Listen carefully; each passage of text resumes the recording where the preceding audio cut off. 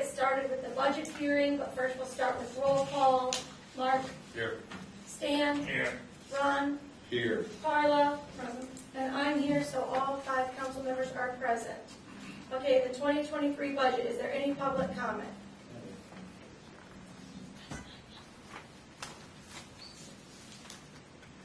Is there any public comment on the budget?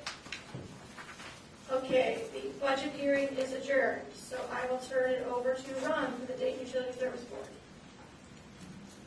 Okay, we've done a roll call. Alicia, do you have anything? Not for utility. Okay. Then Mark, you're up. Hello?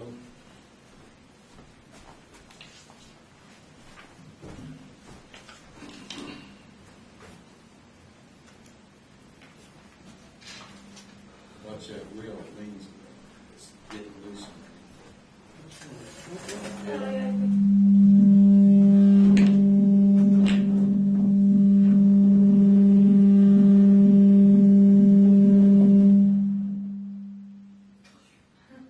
What should I do with it? Throw it Just outside. speak louder. Yeah. I'm so nervous to talk. Talk so loud. You want me to try again, Stan? I turned it down a little bit.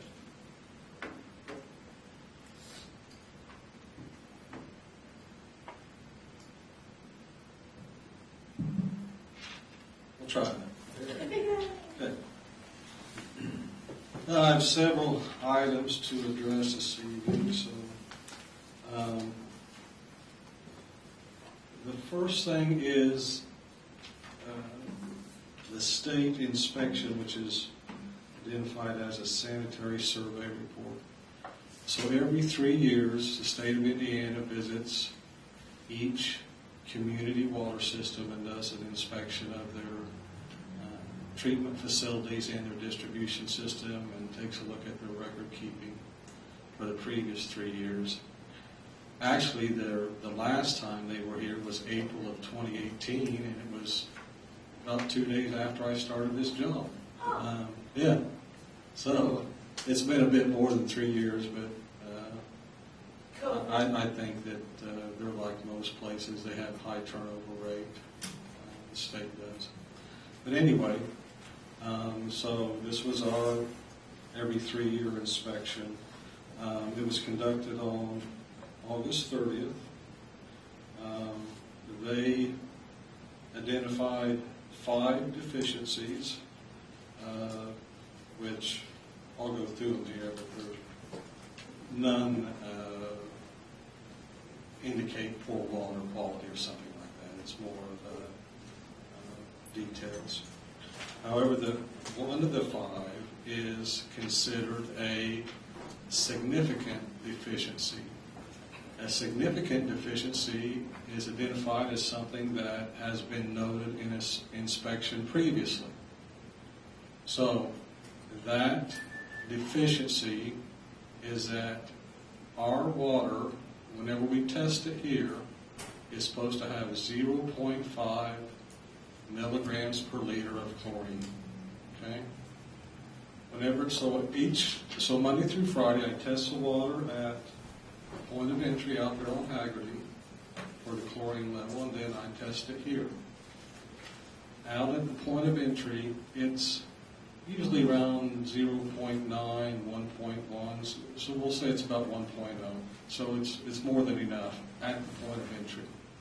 The challenge that the town has is twofold. One is that when the system was installed in 1998, it was designed and installed, it was oversized for the prospect of future growth. The example is that almost all of our water mains are 12-inch water mains. 12-inch water mains could support a town of probably 40,000 people.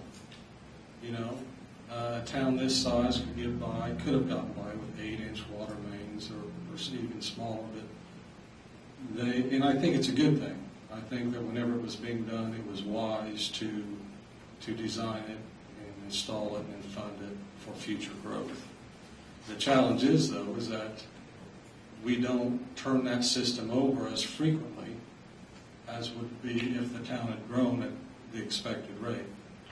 So whenever this inspector came back in 2018, and I was brand new here, he had some suggestions, and one was, well, you need to add a chlorine booster station. Well, I know enough about running water plants that we do not want to take on the role of adding chemicals and so forth to our water, because it just adds another layer of regulations and cost. And that's one of the advantages of purchasing our water. It keeps those costs down. We're at a fixed cost, which is good for the town. So, two things. One is the system is oversized, but that's a good thing because with future growth. And the second thing is most towns have several places where you can take a sample to test the chlorine level in the distribution. They have maintenance shops, city parks, and so forth, where you can check it at different locations in the system to get an average. It's a bit of a challenge here because this is our only city-owned building. So this is where I always take the sample at. Well, we don't use very much water here. Not like a house where you're doing laundry or a business where you have a big turnover or a lot of visitors or whatever. So our water here, although I let it run for 15 or 20 minutes, it still takes a long time to get a high chlorine level in the water at this building. So it's usually 0.20 instead of 0.5. Back in 2018, whenever the inspector was here, I had only been here 2 or 3 days, but I knew that development was a discussion and that Baker Farms was. I didn't know anything about it, but I said, give us time, and maybe when this development gets, or this development or subdivision gets built, we'll start pulling more water through the system, and that'll raise the, that level of growth hasn't happened yet, so we're still reading in the 0.2 area. So they want us to start testing the water throughout the system now. And they want us to have at least 4 designated sampling sites. Simplest thing is to say north, south, east, and west. I do not, and I have in the past in previous jobs, went to people's homes and they always say, oh yeah, you can take this sample here at my house, whatever. It's not a good idea. It's because it's okay for maybe the first month, but then it becomes a bit of an intrusion on my part, and I appreciate people offering that, but it's just not a good way to do it. So just hold on to that thought for a minute, and I'm going to go down through these other things, and they'll kind of fold together. So the number 2 deficiency is they're requiring us to test the water 7 days a week instead of Monday through Friday, including holidays. So we need to discuss that. The third thing is there's an air relief valve down at the point of entry at the meter house. Those air relief valves were put in when the system was brand new and they were charging the system with water. They had to put in air relief valves so we wouldn't get what we call water hammer in the system where we get airlock. So although that thing, for all intents and purposes, isn't functional anymore, they wanted me to put a piece of window screen over the pipe to just secure it. So that's already been completed. Number 4 was to update the emergency response plan.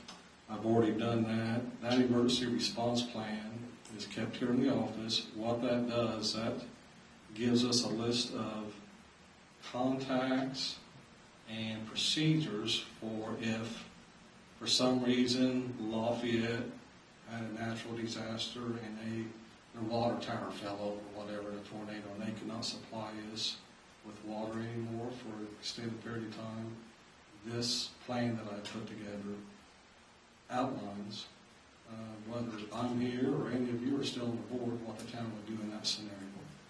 So I updated it. It was just an update in the date of it. Everything's still the same. And the 5th thing is goes back to this north, south, east, west sampling sites. And that's that we have to provide them with what they call a site sampling plan. They want to see, they want a map of where these samples will be taken from 7 days a week, and then to show a better representation of the chlorine levels in the whole distribution system. So, and Ron, you probably don't remember, but I'd even bounced some of this off the previous board, but it's been a couple of years, but I'd even went so far as thinking of how can we accomplish this. They actually have sampling stations that you can purchase. They are about $1,500 a piece. This is if you were to pass this around, this is what they look like. So what we would do, we'd pick 4 locations, tap into the main, have these sampling stations around town. The good thing about having it tap right off the main close to it is that we'll get a direct reading of the chlorine in that water main at that site. So the $1,500 a piece, it probably cost that much to get each one installed because you have to tap a live main, and not everybody does that. So I would say that we would have every bit of $10,000 in the purchase and installation of these sampling stations. We need to determine where they would be placed at. I would need to get quotes or bids from contractors on how much it would cost to install them. So we would address two of the 5 deficiencies right there. One, we'd have a site sampling plan, and we'd have sampling stations showing a better representation of the distribution system. The other 2, I've already addressed: the wire screen on the pipe and the update of the emergency response plan. And then that would just leave the 5th one, which is 7 day a week, 365 days a year, testing of water. This report was sent to me on September 2nd. We have 30 days to respond in writing to all 5 of those. I think that it's acceptable. I've been through many of these. It's acceptable to them for me to put together a response saying the report was reviewed at the September meeting of the Dayton Council. These are the actions under consideration at this time. Does that mean we can just sit on it from then on? No, we'll have to move forward. And I would think that at the October meeting, I'll have some prices for you on what it costs to install these things. Have some ideas about where they should be installed. It's not anything that's, the most important thing is it's saying that we have unsafe water, no, just saying that we need to increase our testing. Go ahead, Mark. Well, so it seems to me that if we have a deficiency in the amount of chlorine now, all the testing in the world doesn't change that. See, I do, because that's why I said it'll be good that, we have 1.0 out there where it comes in. The reason I get a low reading here is because we don't use very much water. So if I go out there and I tap right off the main and I'm pulling off the main and not going through a bunch of house plumbing before it gets to that sampling site, I think we will see. I think right now I could go out to BP and take a sample, and it's probably 0.7 or 0.8 because it's right off the main after it comes into town. Now, you might be right. I might go out here on the east edge of town, say off of Delaware Street, where they're not pulling very much water, and it might be 0.2 or 0.3. Well, we take an average. I mean, we're just doing one sample each day, but we'll do an average of all those to get the town average. And you could be right, but I think in between that gives us a better set of data. And 2, I also believe still that as Baker Farms grows, and we're fortunate that it's on the south end of town because our water comes in on the north, it pulls more water through the town, and that's what we want. So it's the best idea I can come up with. Now, will every sample come back at 0.5 or better? I don't know. Is this going forward? So in 3 years, that they come back and all of our testing has been good for the 3 years. Will they still require the testing to continue forever? Yes. Or is it only for a short time? No, forever. They let me know that the testing, it should have been being tested 7 days a week ever since the system was put in. So, These are just your little like dipstick tests, right? This isn't, we don't mail it off. Or no, it's just a chlorine test where you pour the powder in there. It's a simple test. And not my argument with them, but my reasoning with them was that one is that chlorine is not good for you, plain and simple. Right. And as long as we're twice a month, we are required to do a bacteria test on our water.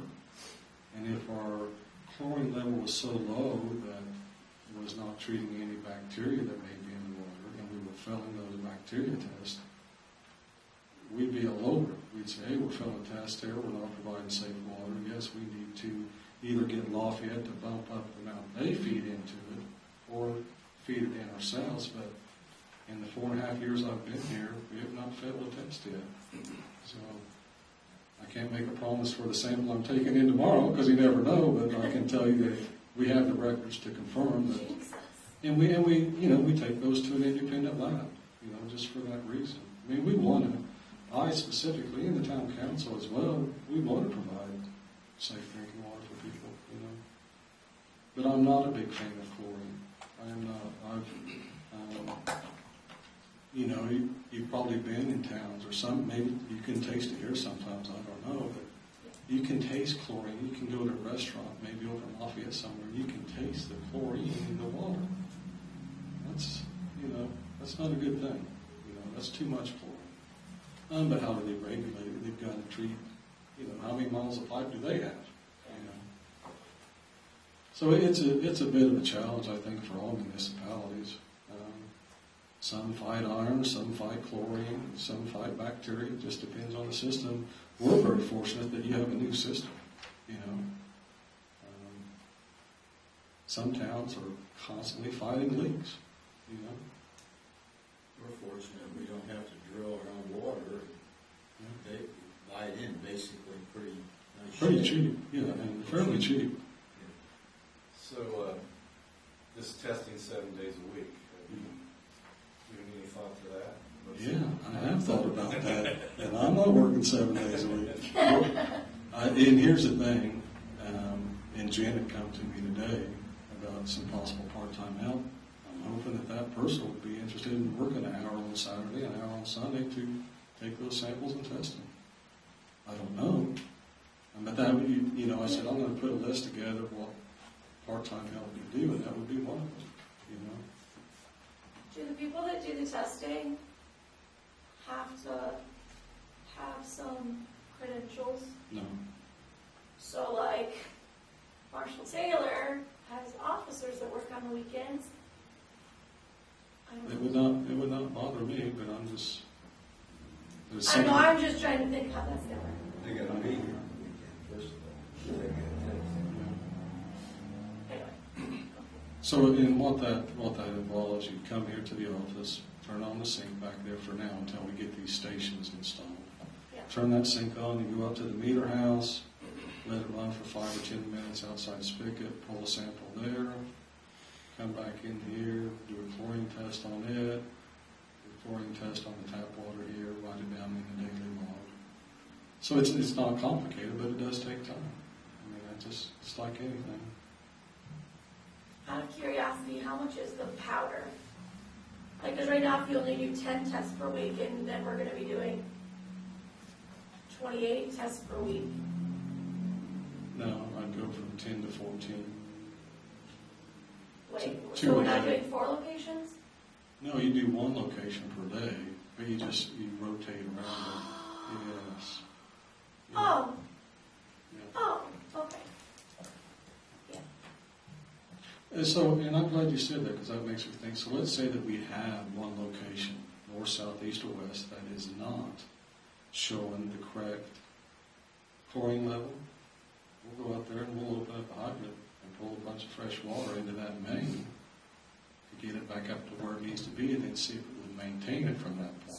Yeah, You know, that'll be part of that troubleshooting when we first put those in, yeah, to get it to all those branches. One thing we do not want to do is, of course, well, you could, it might have a reason to put it on a dead-end main, because that way you know you're pulling water through the whole system. There's some thought that needs to go into where they are located at, you know. But we'll get to that, you know. would it be obnoxious to like pick some spots that you might think would be like trouble spots and like ask homeowners not to do it for months, but like maybe just a couple times to see if, like if you're talking about like a dead end, like go to a dead end and be like, can I get some of your water? You know, it's just not. Like a good instead of idea. putting a permanent thing there, thinking it would be bad? Well, I guess let me think on it, Yeah. you know. You probably want something that's gonna be fairly representative of the average as opposed to. I just mean before we decide where to put Where to put it at, the yeah. tester Right. stand things. Yeah, it'll take some thought, yeah. And I know someone on every street in town, you know, so that would not be, as long as I wasn't saying, hey, I'm gonna be here Right, every Wednesday, that, right. you know, that is a thought. You know, and that'll be part of that process, you know, where do we think, you know, it's gonna be a challenge.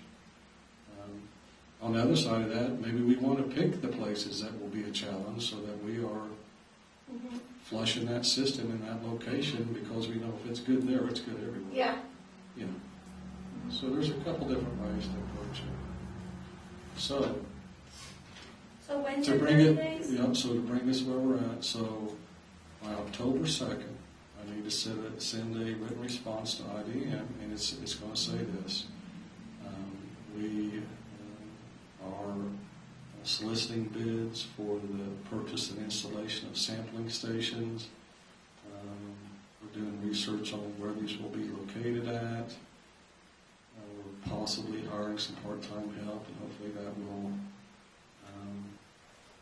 be successful in going on the 7-day sampling schedule. The emergency action plan's already been updated. The screen wire's already been installed. And those are the 5, you know. And if you do that, I've worked with these people many times. If you do that, you're thrilled that they even get a response, because many times they do not, you know. And then they're showing up 6 months later. And so we want to be proactive. I mean, and I think the reason we want to do that is one, there are potential situations where you do need their help, and you want to be a good partner with them from the beginning, you know. So they were to us whenever I told them, said, hey, give me some time to see if we can pull enough water through town with this new development. Well, they gave us time, you know, so they know we're not trying to hoodwink them per se, but we're trying to do what's most cost effective for the town also. You know, we don't have an unlimited budget. So does that sound all right, or? Out of curiosity, is IDEM the one that's like supplying those or selling those? No, that's a local, E.J. Prescott, and we get Oh. pipe and stuff from him. I just called and said, hey, have you got something like this? And he said, yeah. Oh, okay. I I just thought that called. was from IDEM, and I'm like, Yeah. that feels kind of icky. No, it's not. But I did like that on that page there, it actually says it's certified for bacteria Vacuums, testing. yeah. Yeah, so yeah, I mean, I think these are about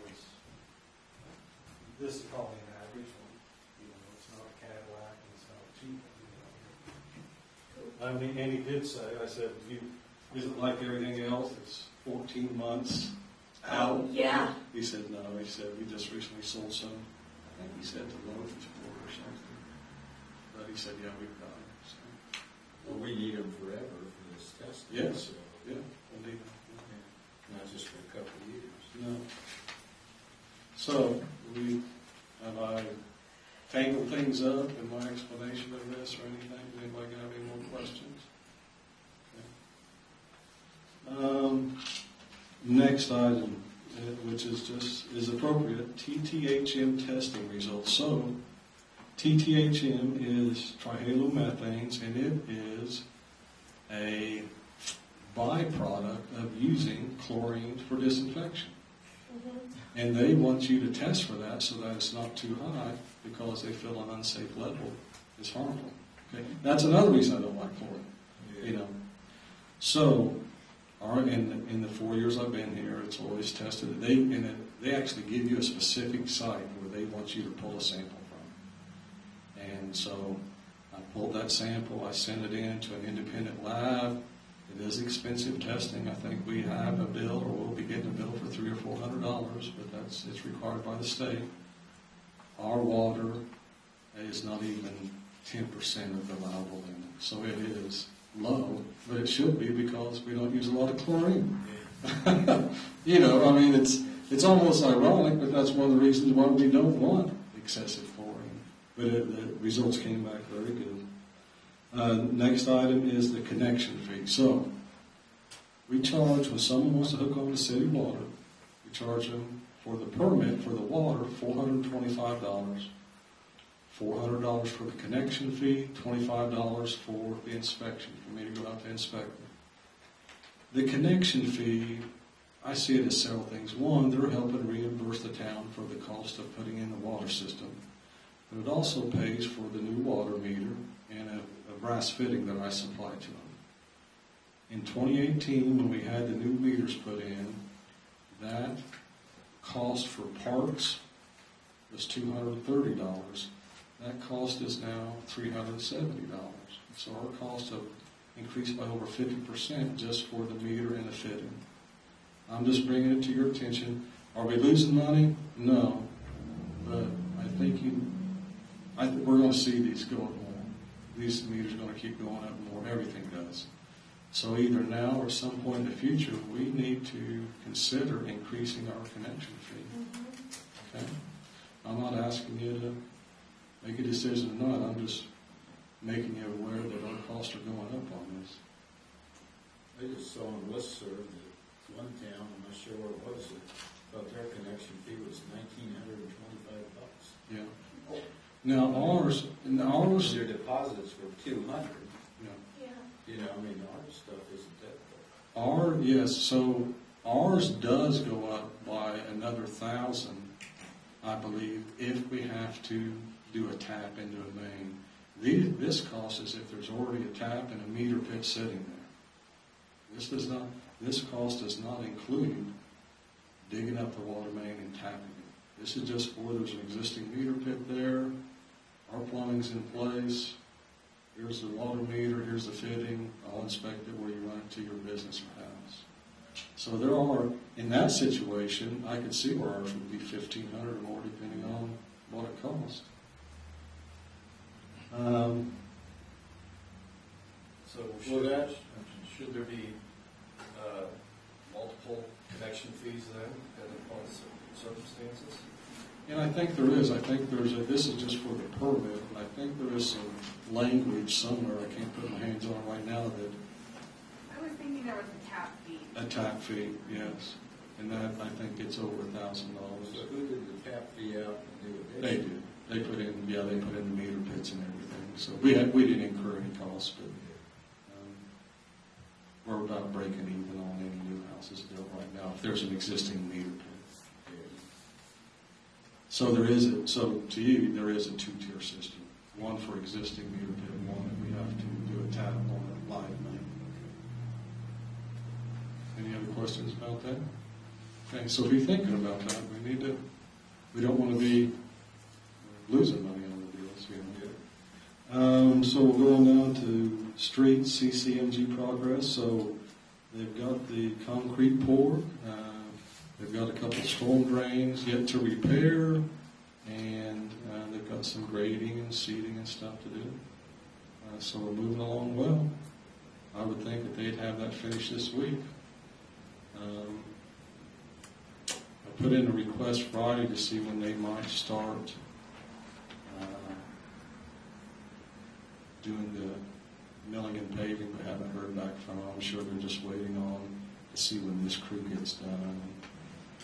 I'm sure they're in some other town working right now, so it depends on if they got rained out today, and another day's lost. Not listed on here, but the next appropriate item is the cul-de-sacs on Wesleyan and Shady Lane. So the contractor who has this contract for what we're doing now, this community crossing project, we solicited a bid from him for this. Received it Friday. And I'll just read you the cost for the proposed work at each of these cul-de-sacs is $26,700 each, or a total of $53,400 for both. Let us know if you would like to proceed with the work. So it is a sizable amount of money, so if you want to proceed with it, you probably should do a motion. So the one on Wesleyan, Yes. like in my mind, I thought it was gonna be less just because we're already doing all this stuff straight up through it. You know, Did they take that into consideration? no, and actually, using their numbers from their bid for all these street and sidewalk projects, so their numbers for rock was $60 a ton, asphalt's this much a square yard, all that type of thing. When you break it down in quantities, it actually is twice the amount to do Wesleyan as it is Shady Lane. Off the measurements that me and Stan and Ron took. So I was a bit surprised. They said, "Oh, we're going to charge you the same for both because one is about twice what the other one is." But I think that they're like, "We're in town. You want us to do it?" So is it, so you're saying Wesleyan would have been more, Then but Shady since Lane. it's less, so maybe they did take into consideration that they're already paving Well- to the end of Wesleyan and they're just, Well, maybe. Maybe not. They're getting paid for. They're getting paid for that anyway. right? Through the CCMG Yeah. project. I'm using their numbers of so much per ton for asphalt, milling, and rock and stuff. I had for Wesleyan $24,860. They said $26,700. Yeah, For Shady Lane, I had $13,850. They said $26,700. So they were right in the ballpark on Wesleyan. I think on Shady Lane though, what they're gonna do is, you're not sure yet, I asked you this the other day, is the way that's configured with that screwy, with the triangle and everything, I Yes. would think they would plan on just digging the whole thing up, because Well- do those angles and dig around them and splice in. They haven't indicated that. What they've indicated and what I asked them to bid on, well, you were there with me, is to mill it down 2 inches. So Yeah. So this went from $38,000 to $53,000. Well, the 38 was my simple arithmetic estimate. What I thought it would, I knew that I thought if it comes in at this or less, it's reasonable. yeah. They're high. I mean, I don't think anybody can argue with that bid. It's a high bid. But to get somebody else to come in who's not already in town, it's gonna be high, right?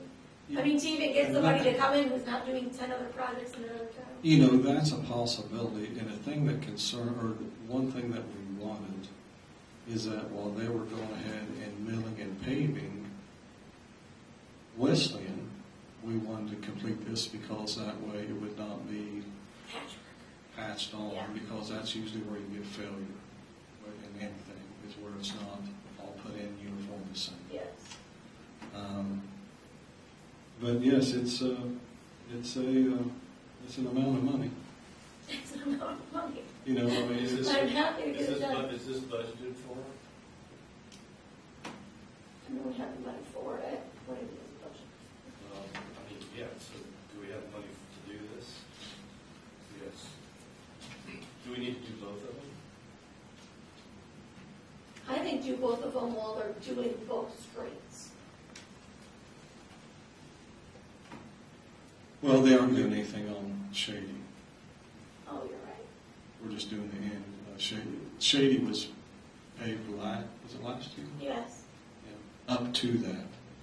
Up to Mark, that. we were going to do it a year ago, Shady, we just waited till this year, but they both need to be done because to end all this crap and everything, to make two ends on it, have school buses be able to turn around and all that stuff, garbage trucks.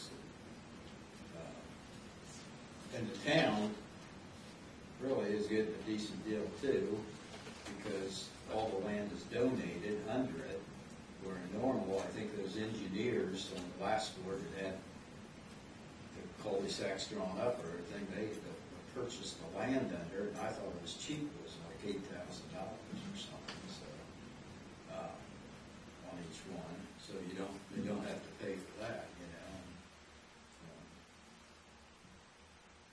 And next year it could be a lot higher too. Yeah, that's what I'm nervous about, it's gonna go even higher, so I think while they're here, just get them both done and it's not Well, hanging.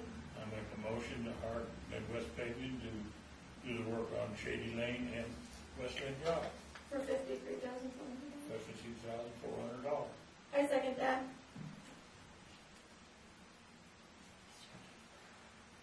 Okay. We have a motion by Stan, go ahead and, for $53,400 do both cul-de-sacs on the end of Shady Lane and West Lane Drive by Midwest Painting, or, Paving, and we have a second by Jen, so we'll take a roll call vote. Anybody in the audience, any questions or comments on this? Anybody on?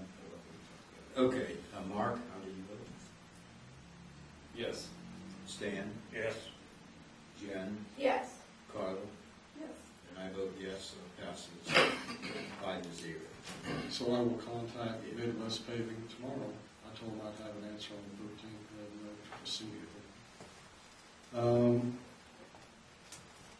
Next item is USIC and locate. So Jan or the board had asked me to look at what it would take to get USIC to do the water, wastewater, and stormwater locates for the town.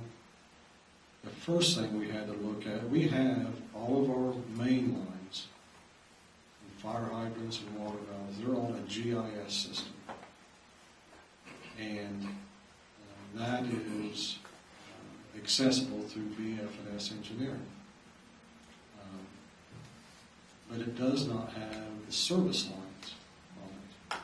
And while most towns, in all honesty, most towns do not mark service lines, you're very fortunate that from the very beginning, Mr. Whitlock or whoever was doing it made individual maps of most homes where the sewer and water laterals are, because that's where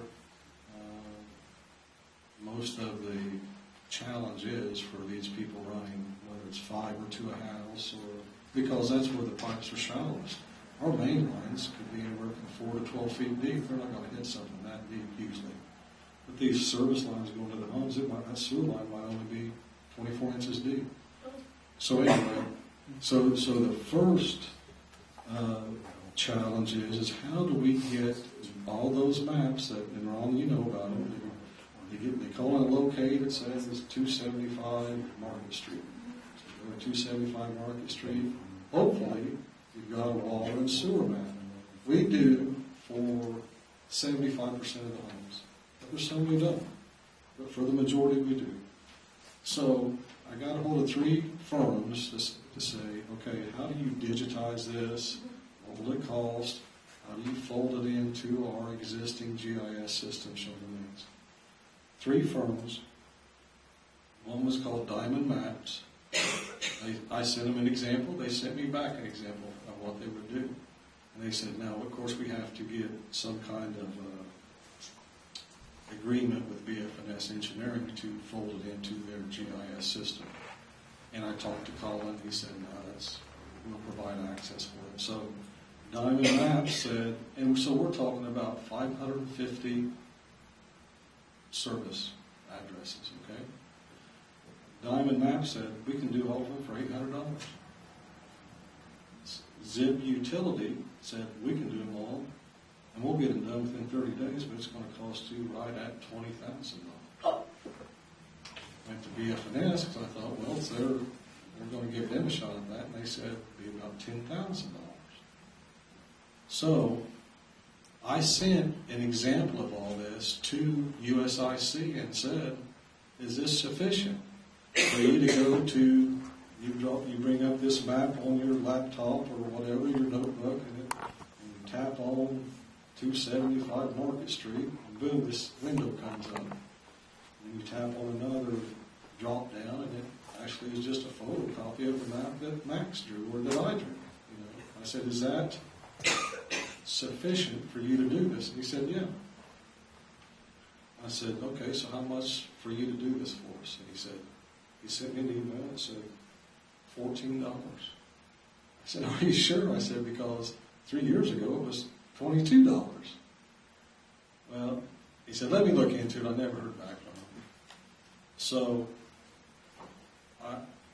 I think that we should have this Daniel Phillips, who is my contact with the USIC, I think we should have him at the October monthly board meeting, just asking questions.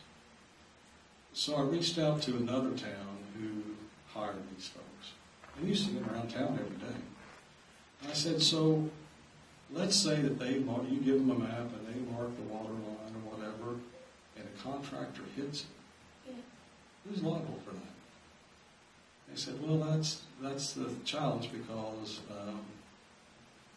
out of that flat fee they charge you, whether it's $14 or $22, that does not cover repair cost. I said, well, there's not much responsibility, or, you know what I'm saying, that's just enough to make a guy worry, So that we need to think about those things that we're going to have as part of that discussion. So I asked this person down in southern Indiana, I said, so how do you do it? They said, well, they will sell you insurance, extra insurance, to cover those type of incidents. They said, but you have to remember, let's say that, and it's just like with a gas line or electric line or whatever it will be, say that it is actually located properly. They still get hit because there's subcontractors and contractors who get in a hurry and get careless. I mean, it happens. So, Do they document, do they take photographs? They do. Like that? They Okay. do. They document, they photograph it when it's there. I think they even send a ticket back to you and all that. With all the. Yes. Okay. The other. Because that's the way that you prove. Yes, that they you hit were it there, in the that was line. marked, Yep, yes. yep. And where they've hit lines, they actually come out there's a guy out there, and he's got this giant yardstick, because they have what would you call it? They have a variance. If they mark a line right here, if you hit anything within 2 foot of that flag or paint, it's your fault. Mm-hmm. And it's pretty much strict liability too. The Yes. statute on that is very, very, Yes, so. there's no wiggle room for contractors who hit them if they're marked. Yeah, and so USIC sales pitch is, well, we had it marked, and we've got a 2-foot variance. Yes, we weren't exactly on it, but it was within that 2 foot.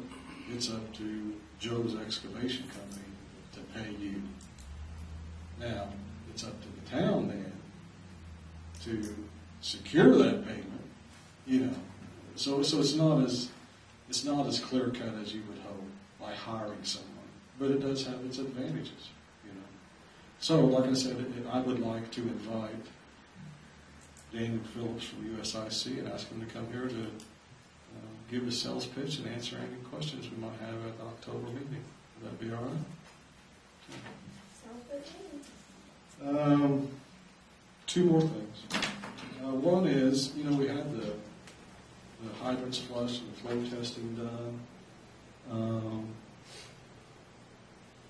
in July, because I wanted it done before school started. And they sent us a bill on August 2nd for the work, for the quote for $23.50. That's what we agreed to pay him. But we don't have the report. And I'm not wanting to pay a bill if I don't have the product in my hand, so that's why I haven't presented to you for payment. So, that's, they'll probably come over here very shortly. And I'll Yeah. say, well, give me my report, and but I said, no, you'll have to wait till the October, whatever meeting. Yeah, So, if you wonder at the October meeting, well, Mark, you got this 2 months ago, why are we just seeing it now? You know, Fine. you know. good. We're good. Two more, I guess, one here's, I got two more things, and one of them is the leaf bids. So these are the bids for leaf pickup in the fall of 22 and 23. Same specs, pick them up 4 times, beginning on this date, ending on this date, plus 2 times at the discretion of the town council. So 6 times, okay? So we received 2 bids. Which we're calling them bids, but they were proposals. 2 It's proposals, formal. yes. 2 proposals. This one is from DC Lawn Care. And it is in the amount of $5,000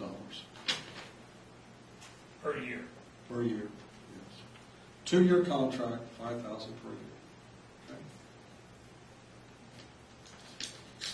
Which is exactly what we awarded last time. Yeah. 2 years ago. I'm sorry, how many times? 4 scheduled times plus 2 times at the discretion of the town council. So 6 times.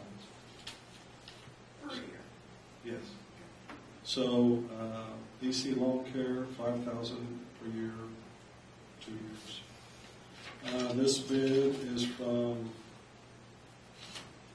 Kelly Landscaping, which is the contractor who's had it for the 2 previous years. And it is for $5,800 per year.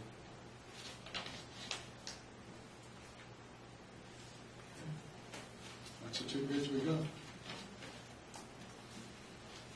So it's September, we probably ought to move forward on The this. good thing is both these companies have worked and picked up our leads. We started with DC, he helped form it and everything, and then he picked it up for a year or so, and then Kelly underbid the one time, and he did. So they're both good companies. So I would think we pick the lowest one. Well, that's what I was thinking, it's like a kind of significant difference, so I think we should go with the lower one. Which everyone was super happy with Kelly Landscaping, so I hope DC Lawn Care knows they have big shoes to fill. Yeah. They do, and I think it's because, although it wasn't, we actually put dates on our town website. Yeah, October 15th. Well, I think that our previous contractor, he'd drive through town every other day, and if he saw several that right, were out, he went ahead and picked them up. right, 1, for it's good business, and 2, because if there's rain coming, it's easier for him to pick up dry leaves than it is wet. So there's twofold. There's good business, plus it's, It's a good filling job when you're on your way home. Yes. It's 3 o'clock and you might as well. get go through some- town and spend an hour. Yes. Both local companies, so. Yeah. so I would move to award the leaf pickup to DC Lawn Care for $5,000 a year for 2 years. I second it. Okay, we have a motion to award the leaf contract for 2 years for $5,000 each year to DC Lawn Care. We have a second by Stan, there's a motion by Jen. We'll take any discussion to the public. They're both good companies, I know Yeah. both of them. And they both work here. They're excellent Both picked up people. our leads, yes. Okay. We'll take a roll call vote. Mark? Yes. Stan? Yes. Jen? Yes, Carla? yes. And I vote yes, so it's 5-0. Have DC Lawn Care do it. Last item I have is, I've got a fair amount of flex time saved up. I'd like to use it this Thursday and Friday, use 2 days of flex time. However, if I get notification from Midwest Paving that they're going to start on either the cul-de-sacs or the milling and paving, I'll use it another time. But I believe that by the end of the day, Wednesday, the concrete's all going to be done. I haven't been to a time limit. if they move in that milling and paving crew or start working on the cul-de-sacs tomorrow, Wednesday, I'll use it another time. Okay? Just wanted to make you aware that if I can, I'll use it Thursday and Friday. If not, it's no big deal. You're such an easygoing guy, Mark. Okay, so, any questions about anything? You're doing a good job on all those sidewalks and everything. Several meetings ago, there was talk about the sweeping the streets, and that somebody wanted that done every other month or something like that. That these guys are going to be doing it on a regular basis. Just wondering how that's going. So that was a different state inspector. That was on the stormwater side of things. And, they have a stormwater section, and they recommend that your streets are swept monthly, at least through April to September per se, and that your storm drains are backed out and cleaned annually. So it's a recommendation. I got a price from the company who does it for us, Complete Sweep, I think is the name of them. And it's about $1,000 each time. It's not cheap. Something to consider is, so let's say we did it, we start in May, maybe May, July, September. Instead of doing it every month, but at least you're doing that, That we haven't done it now, would it be a good idea, say we do it in October before the cold weather gets here? Well, do we want to do it before the leaves fall? We almost have to, because the leaves can be falling the 1st of December, and then it can turn cold. The timing of that would be interesting. If we're going to do it, we're going to do it pretty soon then. Yeah. We do it before the leaves go down.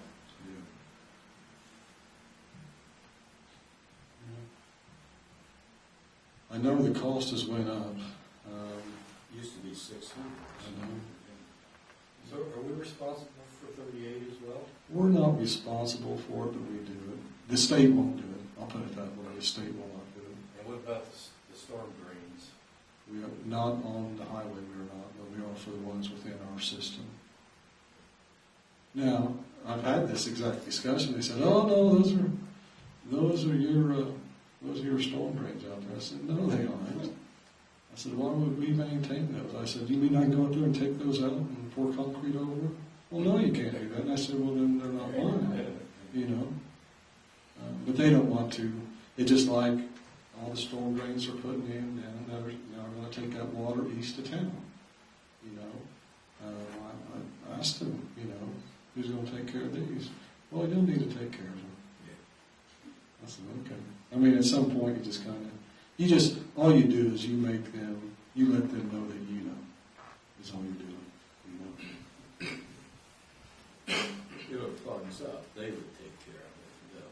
So, Or they might challenge you on that, but you know what, if it's causing a safety thing and it's overflowing, it's icing on the highway, sure. And here's the other thing. So I said, if they're ours, I've got, all along there on the old section of town, I've got stormwater needs. That means I can run a stormwater pipe from Main Street out to this new one on the highway, tie into this, That'd be a good idea. because it's mine. Well, no, you can't do that, Yeah, So- then it becomes theirs again. Yes, then it's theirs and you cannot be adding any water to it. So. And these people I talk to, they're just like anybody. They're just an employee they're not the head of NDOT that's sitting in Indianapolis. They're doing what they're being told to do.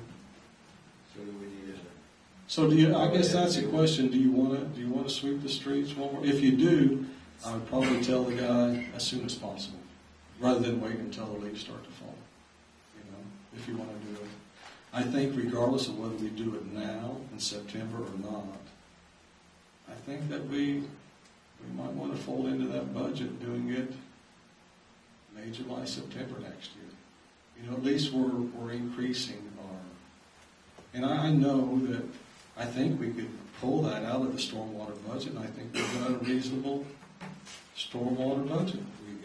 We got And I would think that probably next year we need to hire a company that has one of those vac trucks and they go around and clean out the storm drains. And what it is mostly in these storms, I go around 2 or 3 times a year, mostly it's grass clipping that are covering the grade. They'll actually pull the grade, pull any, and what it is, it's sand that we put on the streets every winter and everything else that goes in there, and just clean them out once a year. They probably, I don't know when they last been cleaned out, so it's probably, they all work, but it probably doesn't hurt to clean them out, you know? Before there's a problem? Yes, you know, So they swept our streets once this year. they did. I think that was in May, because we tried to do it before the fish fry. Uh-huh. How much to buy a street sweeper gadget to hook on the back of Marshall Taylor's car so we can go all over town? Well, here's actually something that I know other towns do. Matter of fact, I think Battleground does it. They have a machine that is a leaf vac street sweeper. So something to think about is, but the thing of it is, you gotta have people running, you know. So something to think about is, what if we, not to take work away from any subcontractors, but it's stuff that we could possibly do. Yeah. But you gotta have more than one person, you know, so you gotta fold into that, what's that gonna cost me? It's gonna cost me another employee I'll pay, you know. But I think that we're getting to a point, I think the town is at some point here, as we continue to grow, it will make more sense to do that. I don't know if that's today or not, but at some point, the arithmetic will show you, you know what, we could, in 5 years, it would pay for itself, and then we'd be running ahead. So, Especially that back to do the streets and suck the leaves too. yes, and these machines do Let it. dry that. These machines do this. Yeah. So, now, they aren't great big fancy ones, but they work. I mean, you're selling them. So. Of course, now they're trying to sell you one that's all electric, so you just plug it in. That one's got a little icing on the cake. It costs you a little bit more. One block at a time. That's right. I go plug it in. Do you ever have a long drunk or? So do we want to sweep it, streets this fall, or wait till next spring and start this? And that's a question. Do you want to do it this month, if I can get them here? And I don't know if I can. Or do we want to commit at this meeting to saying, from this point on, we're going to do a May, July, September rotation? Either way is fine with me. All I got to do is pay up. I think it might be better to wait until next year and budget it in. I agree. I agree. So, Jen, with that being said, we also want to budget in this, I don't know if we want to budget it annually, but we want to at least budget in next year also the cleaning of these storm drains. There's a lot of them, you know. What do you think that would cost? You know, I'll call that company that does that type of thing for us. I mean, that's a lot more expensive than sweeping the Oh, yeah, streets. because you're talking more than a day. There's so many that take more than a day. Maybe not, I don't know. I'll find out. It used to be when they came out, it was like 200 an hour years ago, but I thought they had to have 2 people. The second guy was 100 an hour, so you had to have one watching the other for safety reasons or something. Well, that vac truck that was just down here at College in Dayton Road, AccuDig is the name of that company. $250 an hour, 4-hour minute is what it costs. Midwest paid, Midwest paid to have him down there. So, 2,000 a day, 2 days, you might be in the $4,000. And how many times a year we do that? Well, that's just the storm drains. And we might not even have to, we'll look at it and say, well, they're not, they needed it, but they weren't terrible. Maybe we could do. And it hasn't been done in how many years? Yeah, maybe we could budget this for every 2 or 3 years instead of annual. But I do think that you would want to budget the street sweeping 3 times a summer. Yes. So she just asked, And what was- when did we last do it? I haven't done it since I've been here. I don't know if we did it before or not. I think we just called them individual ones. Yes, if you had a problem with one, you just went there and cleaned it out. And what was each street sweeping? What was The one? amount, like the amount for each street sweeping. I've got it back there, but I think that it went up significantly, because I think around at least 1,000. And I know last time, because we do have them do 38, it's a per hour, it's $150 an hour. And then that includes the time it takes to sweep, the time it takes it over to dump it, and head back out and sweep some more. Have you got it, is that 1,000 per hour just for doing it at one time, but what if we asked them to do it 3 times a year? We did ask, I them. did. It wasn't a break, it wasn't. It wasn't at all. I said, so, because you won't have as much to clean up the second, third, or fourth time, he said, no, that's all it is.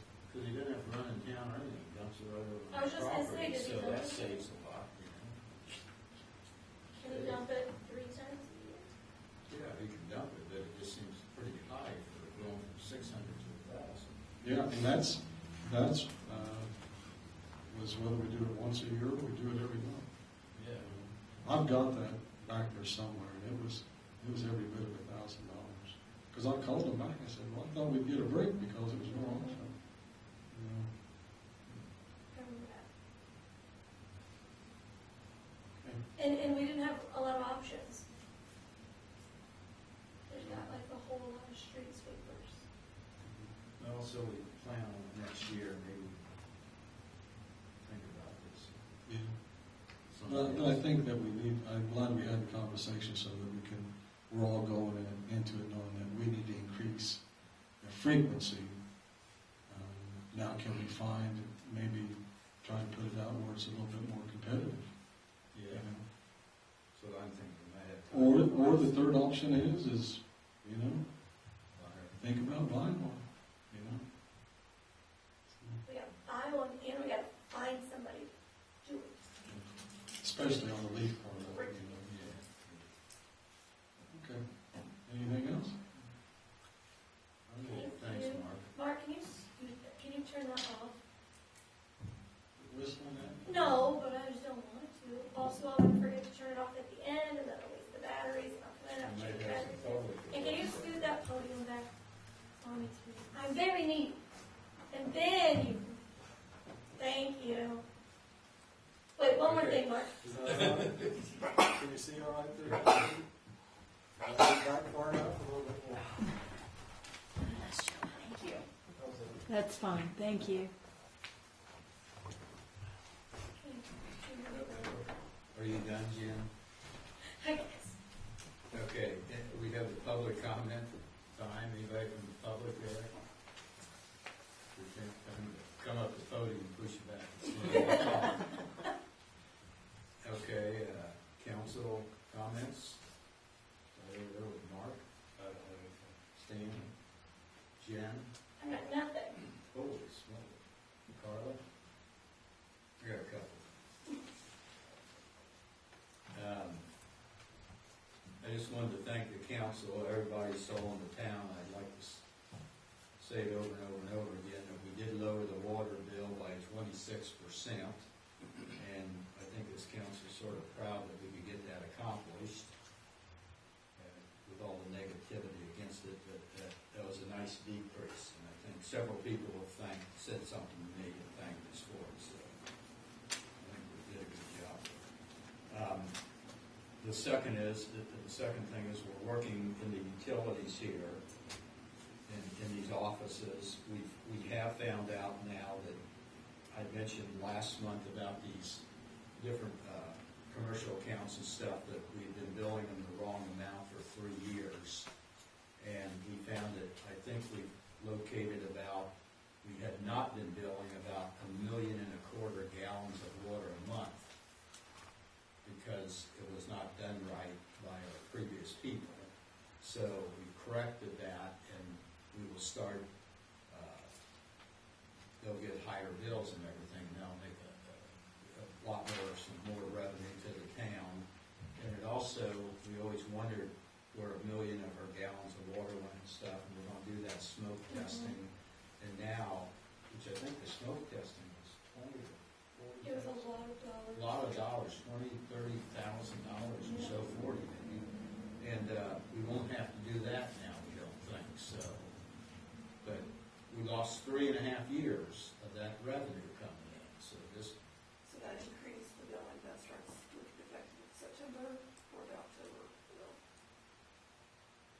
This bill, September.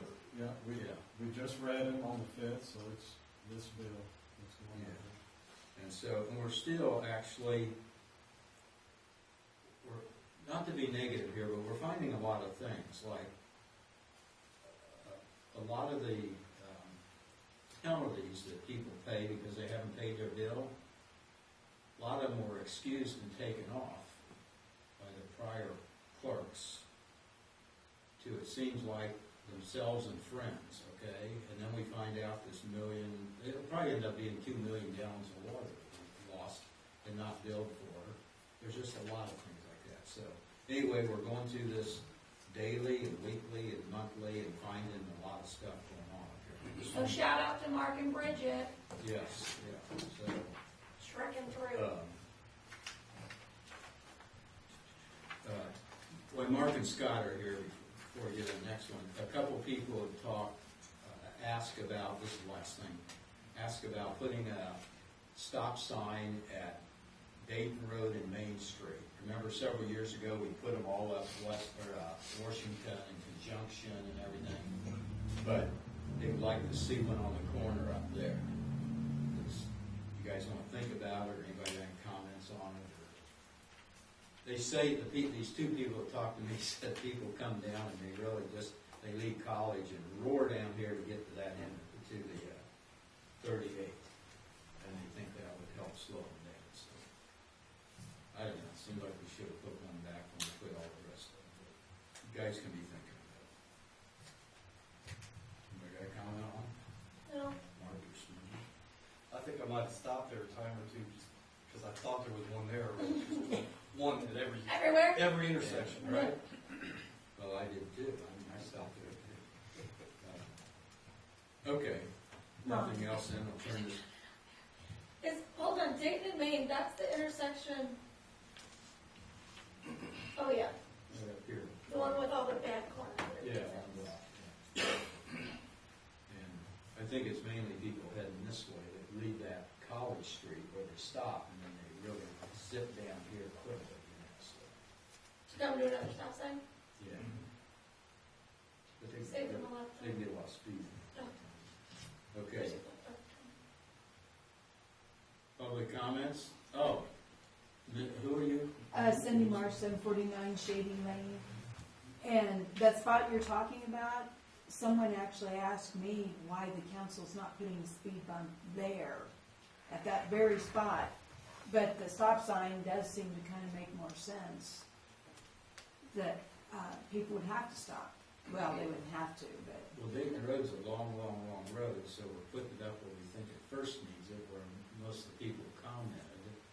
But let's do a stop sign here, and then we'll have them all uniform throughout the town.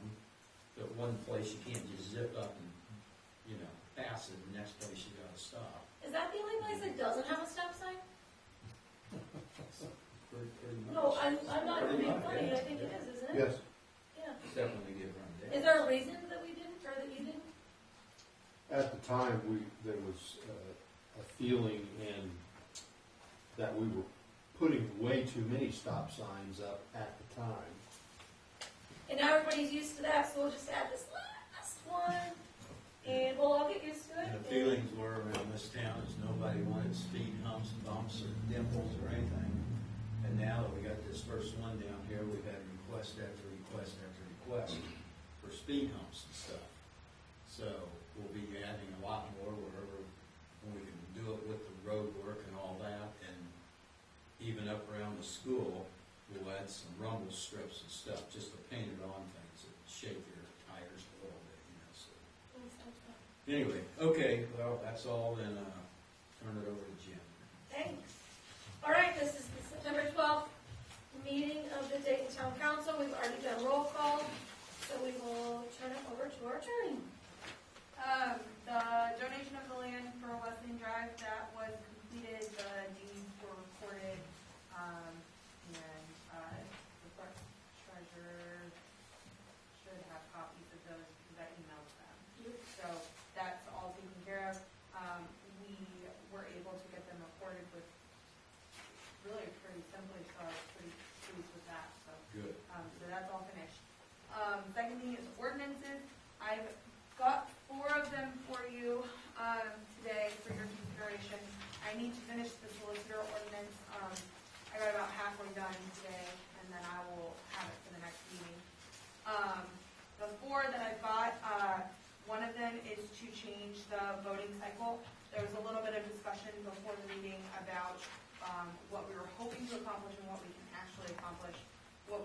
hoping to accomplish was getting it on a presidential year. Unfortunately, the statute does not allow us to do that because it requires that we have, that the term is 3 years.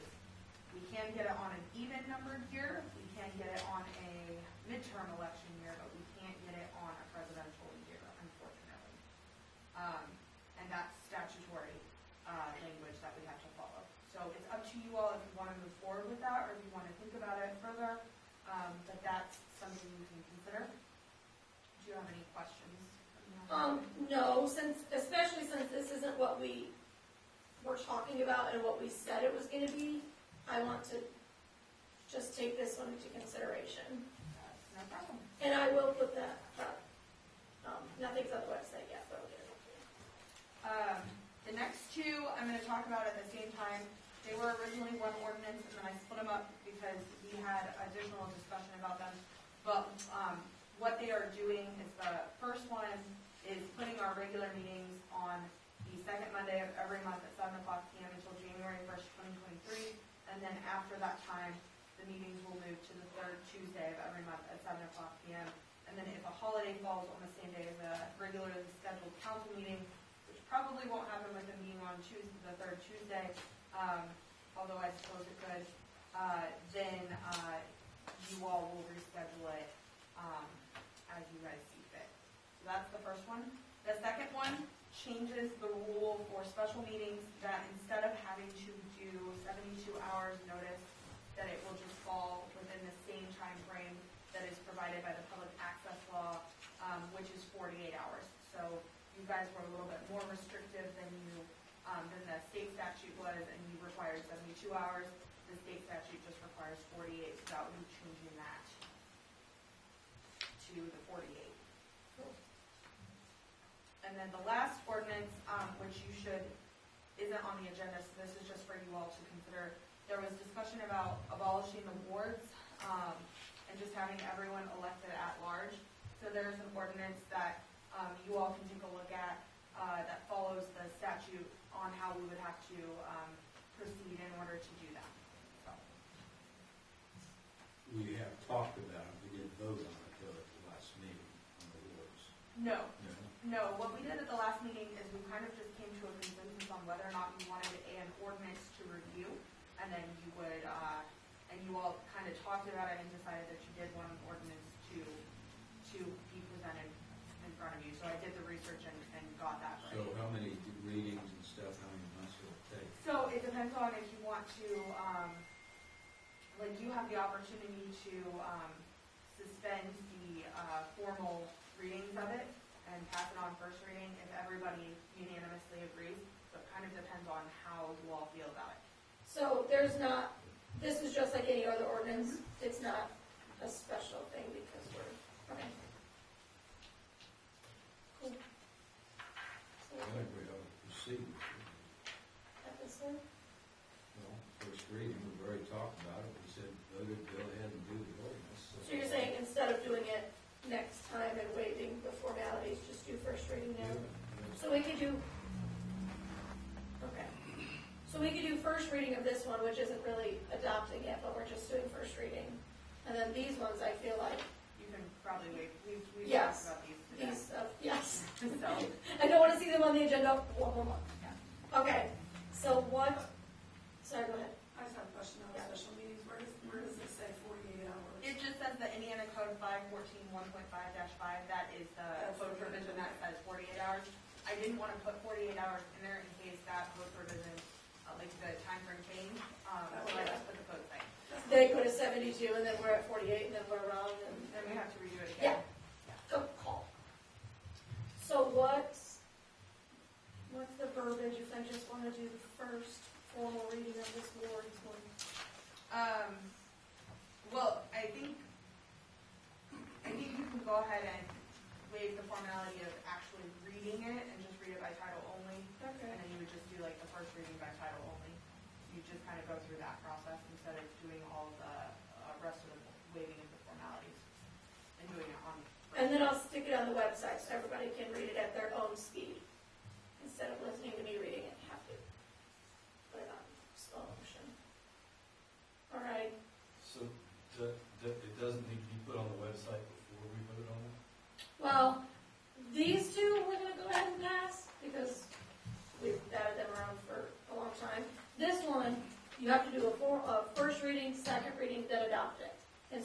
doing first reading now, it's gonna go up on the website, and then at the next meeting we can do. Does that make sense? So this isn't changing anything now, we're just doing the first formal reading. And instead of actually reading it, I'm waiving the formal reading, and What we're you're just, doing is you're just reading it by title only. So you'll all vote to read it by title only, and then you can read the title only instead of reading the whole thing. I mean, you can read the whole thing if you want, but. so, So somebody should make a motion that, we read ordinance, whatever it is, on first reading by title only. I move to read ordinance 2022-9, I didn't figure out what you said, by removing the formality and reading it by title only. Seconded. What did I just say? All right, there's a motion made by myself and seconded by Stan to remove the formality and just read ordinance number 2022-9 by title only. How do you vote? Yes. Mark? Stan? Yes. Ron? Yes. Carla? And I vote yes, so we'll read it by title only. Ordinance number 2022-9, an ordinance abolishing wards and establishing town council members to be elected at large. Okay, and then you will need to make a motion to pass it on first reading. And this would be the time that you would have discussion if you wanted to do so and allow public comment. All right, I move to pass ordinance number 2022-9 on first reading. Seconded. There's been a motion made by myself and seconded by Stan to pass ordinance 2022-9 on first reading. Is there any discussion? Okay, how do you vote, Mark? Yes. I don't think anybody said they did. So we're approving this? On On first reading. only. Is that the one where you're gonna, everyone's gonna be at large? Yes. Okay. So this is passing it on first reading, but then we have to pass it on second reading, and then we have to adopt it. That isn't happening now. I'm sorry, Mark, how did you vote? Yes. Stan? Yes. Ron? Yes. Carla? Yes. And I vote yes. So that passes on first reading. So this one we'll see on the next agenda. All right. For the meeting date, the one that changes our regular meetings to the third Tuesday, starting January 1st, 2024. So I would move to waive formal reading of ordinance number 2022-10.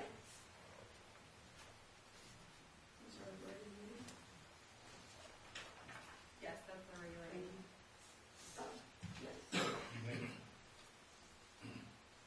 need a second, right? Yes. Second. This is all very. All right, there's been a motion made by myself and seconded by Stan to waive formal reading of ordinance 2022-10. How do you vote, Mark? Yes. Ron? Yes. Stan? Yes. Thanks. Carla? I know you guys' names anymore. I vote yes, so formal reading is waived for that. Okay. Then we need to do another motion that we're going to waive the formalities and adopt it after one reading. Okay. I move to waive the formalities and adopt ordinance 2022-10 after first reading. Second. All right, there's been a motion made by myself and seconded by Stan to waive the formalities and adopt ordinance 2022-10 on first reading. Okay, any discussion? How do you vote?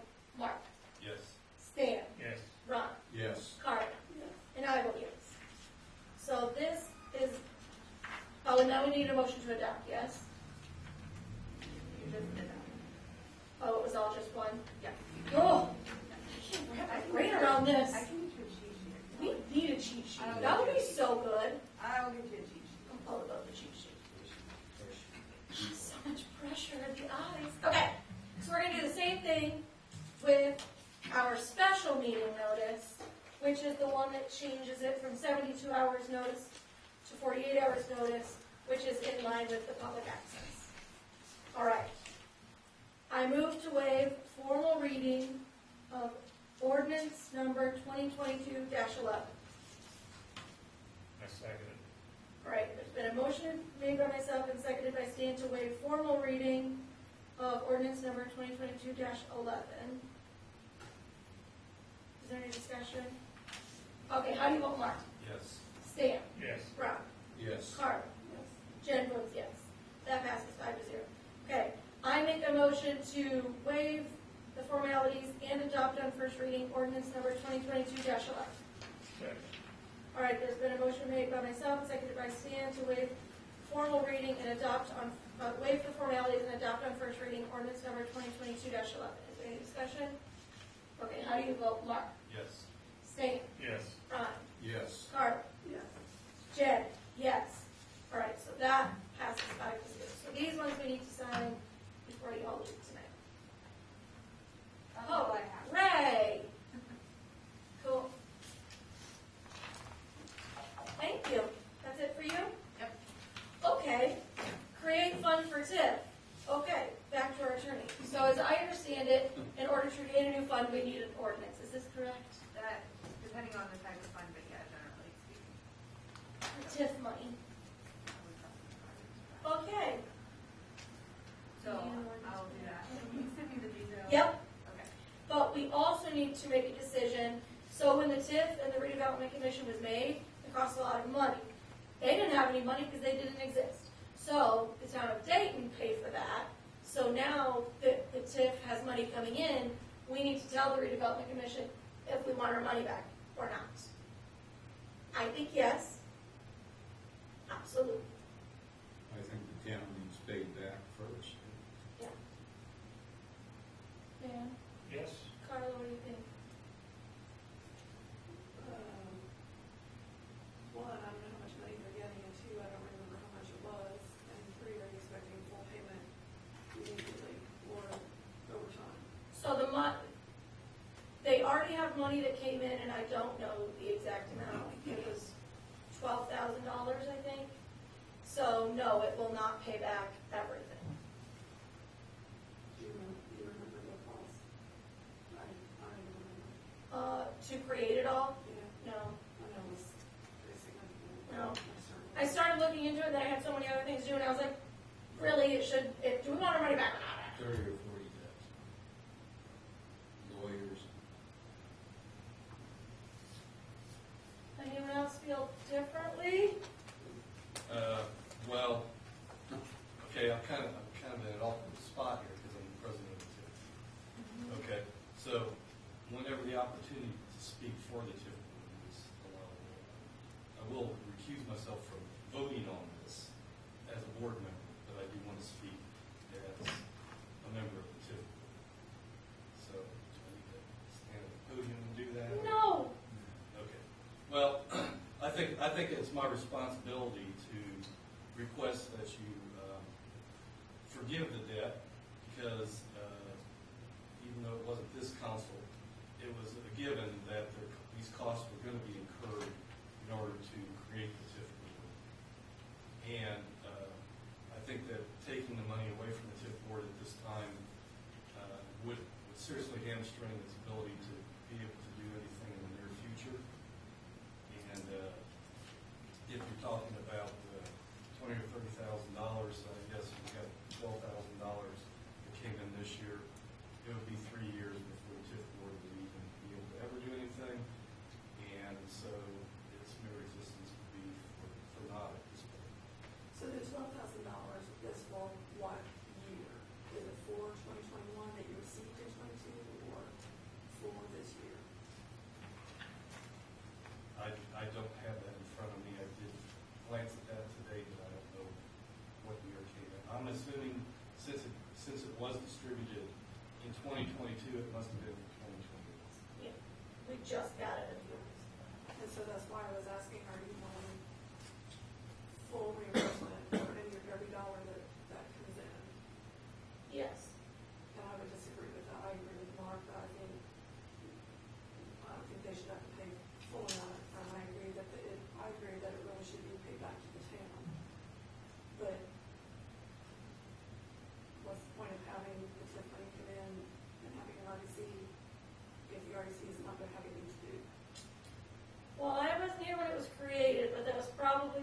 should have thought about. They were sure that that was gonna bring in so many billions of dollars, but, like, The fact I that don't- there is, they are here, and money is here, and but we already spent the money, like, the town spent the money, so I feel like, forget the town, and then carry on with what you got. I think when you start something, the town puts out the money and everything, I think so everybody realizes where all the monies come and go to and everything, and things don't get hidden. I think the town needs I agree with sort of what you're saying, Carla, but I still think the town needs or the redevelopment committee needs to pay the town back to keep everything even and square and all that, you know. So, right, I'm just saying, you know, even if they did 50/50, could they just pay 6,000 this year, and then whatever they get, pay, you know, 50% next year, and, you know, pay it back over time, as opposed to, we want to. So if the TIF board does something to benefit the town in the future, should the town then pay the TIF board for that benefit? Nope. Well, I mean, that's kind of, if I want to go circle logic on it, that's how I would approach that. But I feel like the redevelopment commission, that TIF, was created to benefit Dayton. So far, it's only taken money away from Dayton. You know what I mean? I don't think that's necessarily true. I think it's re-diverted some money that Dayton probably would have never gotten anyway, and applied it to the TIF board to be able to use towards projects in the TIF area, light in the town, other opportunities that the board may not be able to do. And that was the reason for developing the TIF board. And Alicia, you probably have experience with TIFs, right? Yeah, one thing I wanna look at is whether or not we can use, because there are, with TIF dollars, there's certain things that they can use that money for. So let me look at whether or not we can even do that. Pay back the TIF. That'll be a very easy decision if you can't.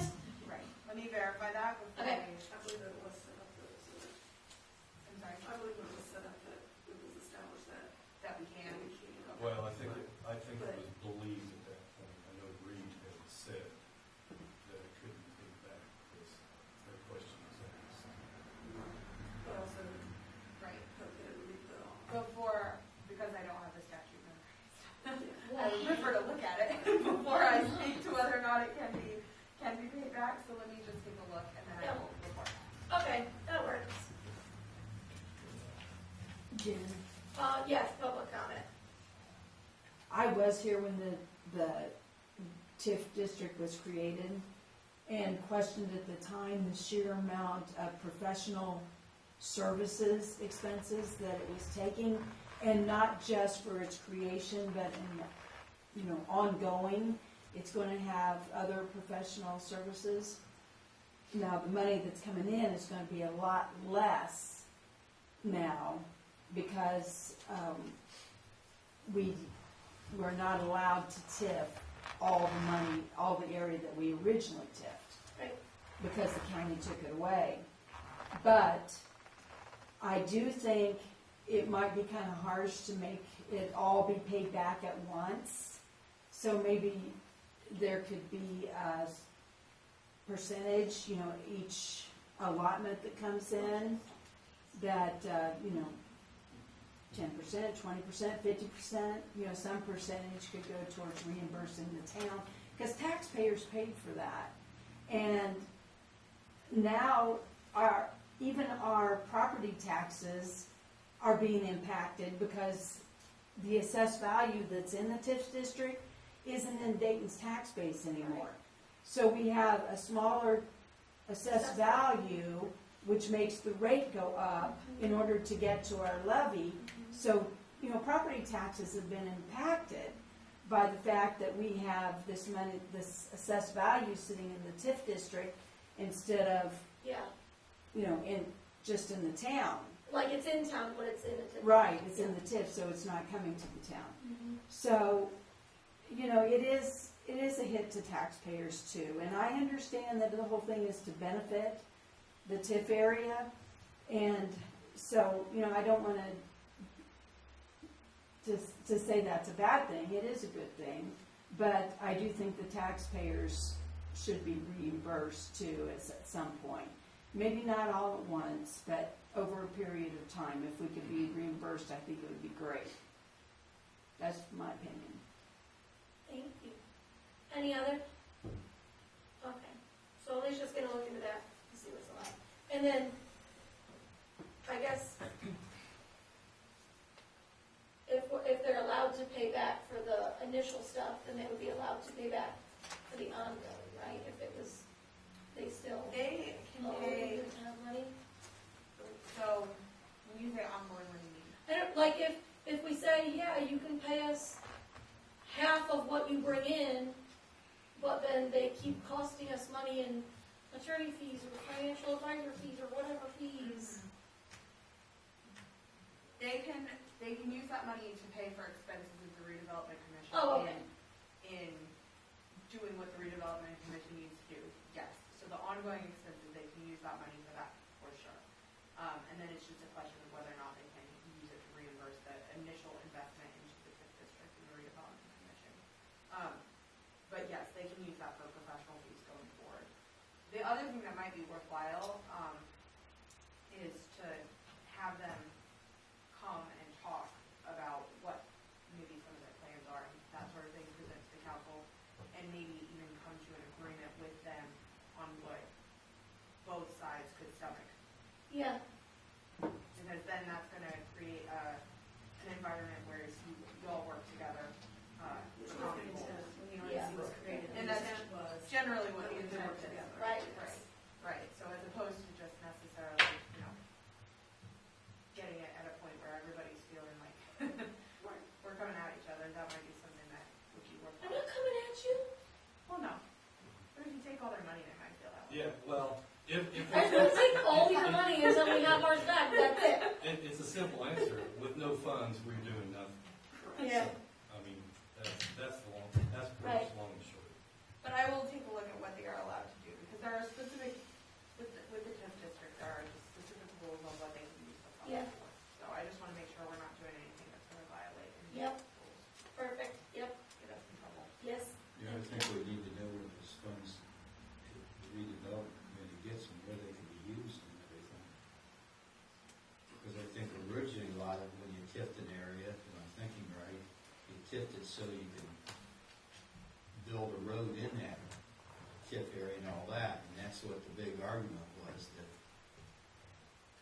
well, probably was help sitting here because we didn't really want the road up there, so it'd be nice to know what you guys might want to use it in other places, or what your intention is. Well, there really hasn't been, in my mind, there hasn't been much thought given to what we could do, because I didn't think we would have any money. Yeah, It's, Sooner than what I thought we could, so. Can I figure out that? and so, at this point, until we find out if we're gonna have any money, we probably just need to be thinking about it. But, it is pretty much, it is written as to what it can be used, yeah. infrastructure. Those work. Yeah. In that area, right? Yes, Well, some say the Like, I don't the think you could take downtown your area. $12,000 and like, do something over here, right? Am I crazy? I think there are some stipulations where you can go outside of it. But I don't want to be quoted on that, because until I would talk to someone who is perfectly Yeah. knowledgeable about that, that does seem to me like there is some flexibility. Yeah, one meeting, we were really arguing about it. A couple members on the old board was sitting there, whether they were lying or just appeasing us or whatever, but was indicating that you could take that money and use it in your downtown area and your courthouse here and historical area. And that's what I'd like to know, so that, to know whether it's, I don't want it to be used on that road up there, If you're gonna use it on the road, then Dayton needs to get paid first. If you're going to do other good things, whatever your organization does, then that would be great, then it doesn't matter. Seemed to me there was one thing that I thought was kind of interesting, was that you could use it for an overpass. So you know, driving on Kurtzman, 38, right? And the kids could walk back and forth to school over the overpass. That might be far-fetched, but I think that was one of the things that was in that. If you can get the golf carts down to the overpass, because right now you Yeah. can't get down there. Oh, we're gonna put it right over the top of this building. Slide It doesn't necessarily have to be. Yeah. Anyhow, Yeah, yeah, so. I think there was some latitude, Yeah. but specific latitude, but. And I don't think that's feasible or not. I do Yes. remember reading something about that. Can we do that? Can we be known? Can you make the overpass from like here to like Stoops, and then it's like the Indiana's biggest overpass, and people stop here on trips to come walk on an overpass? Something to consider. Yeah. Take it under We'll advisement. take that under advisement. Great, thanks so much. All right, moving on. Fire contract. So this is the 2023 fire contract agreement for fire protection services. Sheffield Township volunteer firefighters. We kind of discussed this last time. Alicia looked over this contract, and it just says we pay them their $29,070 in 2 equal semi-annual installments before the last business day of June and December, and they will put out fires. Probably everybody had a chance to look this over, so I would move to approve this contract and allow all members of the town council to sign it. Sure. I seconded it. I read it. All right, there's been a motion made by me and seconded by Stan to approve this contract and allow all members to sign this. Is there any discussion? How do you vote, Mark? Yes. Stan? Yes. Ron? Yes. Carla? Yes. Jen? Yes.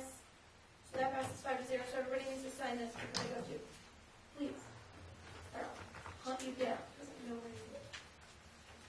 2023 salary ordinance, elected and non-elected officials, discussion. So this is just, hopefully everybody looked at this and said, oh yeah, it's salary ordinance time.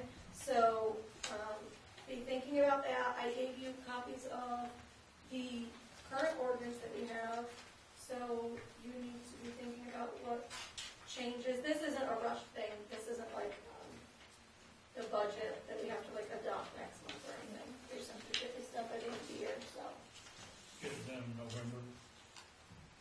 Yep, sure. Discuss it in October, change it. Alicia changes it, and we do it again. Sounds great. All right, allowance docket.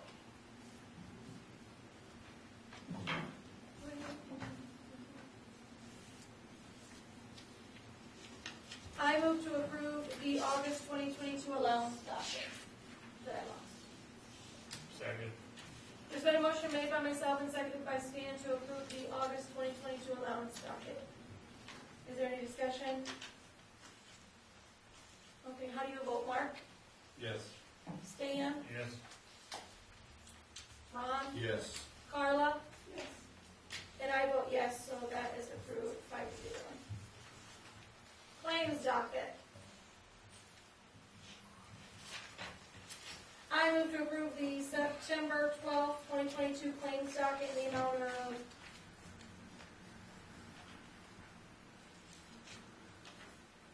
$120,417.01. Second. I got a question. Uh-oh. What's your question? Mark, the Prescott one for, I think I know the answer for the 6-meter pit risers. That's for us, not for where they're, not for the people doing the roads. Is that for us to have on hand when we need to raise them up? I've had to raise a couple here on 38. I'm raising the 2 back on West End. Okay, And so I've got a couple. for the town, yeah, not these other roads. Oh, there's no one.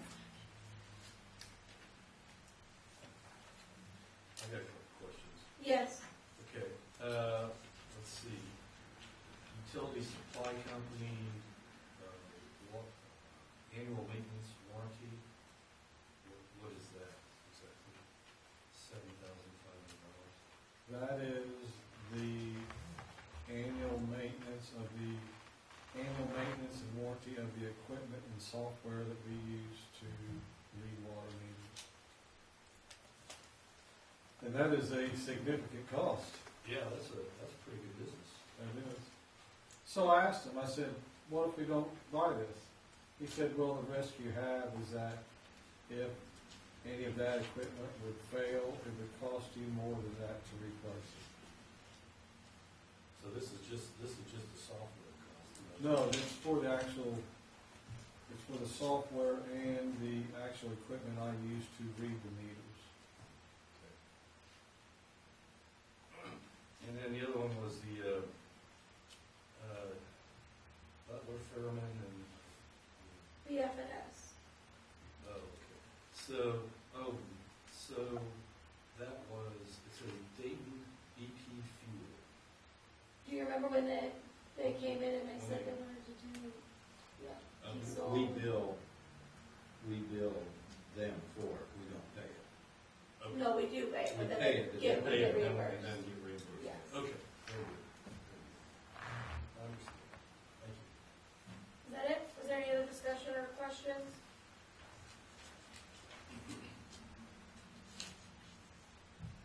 Who seconded that? Wasn't you? All right.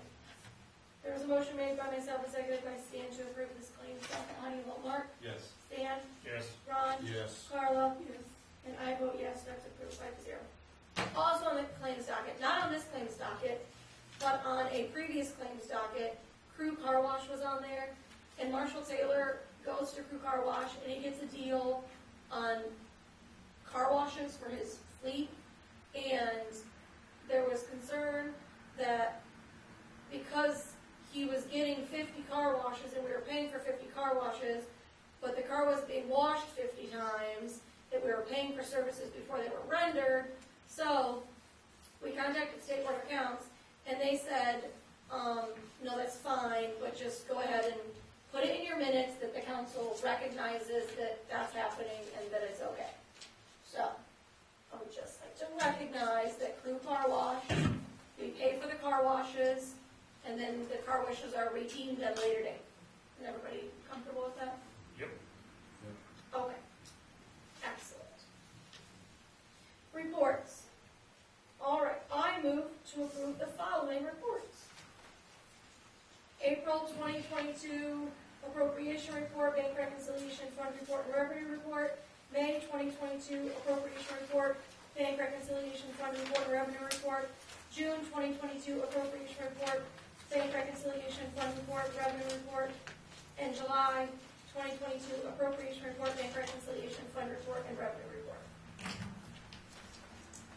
I second it. Okay, there's been a motion made by myself and seconded by Stan to approve all those monthly reports. Is there any discussion? How do you vote, Mark? Yes. Stan? Yes. Ron? Yes. Carla? And I vote yes, so those are all approved. I move to approve the following minutes. August 8th, 2022 Utility Board, August 8th, 2022 Town Council, and August 31st, 2022 Special Meeting. Is there a second? Second. There's been a motion made by myself and seconded by Stan to approve those 3 minutes. Is there any discussion? How do you vote, Mark? Yes. Stan? Yes. Ron? Yes. Carla? And I vote yes, so those are all approved 5-0. Clerk Treasurer Office. Did you have anything you wanted to add? I already said it in the last meeting, I think, that some of the things found. All right. We shall move on to item number 11.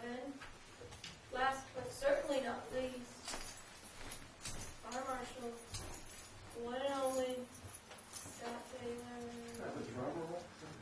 Probably should have.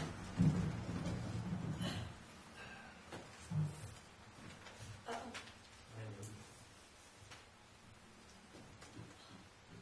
Good? Safe. Yeah. Okay, first thing on my agenda to talk about was the railroad footbridge.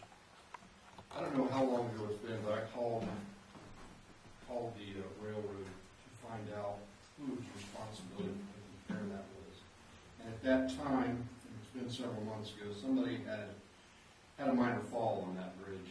I can't remember if it was this last spring, winter, or what. It's been some time. I think I mentioned it to someone on the council, we kind of had a discussion about it, but it kind of flew under the radar. I believe that this footbridge has a potential for being a liability due to potential injuries. And what happens is it's wood, and it's wet, and it's slippery. And obviously, snow and ice makes it much worse. The other potential liability we have is there's no guards on the outside preventing young people who make poor decisions from just walking right up it and going right across the I-beams, and then they like to sit on the outside and just dangle over the edge and watch the trains fly by. So I would suggest that we look into this, or have somebody look into what potential liabilities we have, what our responsibilities are with that, and kind of go from there. How do we forward that from here? I don't know what that would come under, buildings and maintenance or what, but I just think it's time we looked at it to figure out something.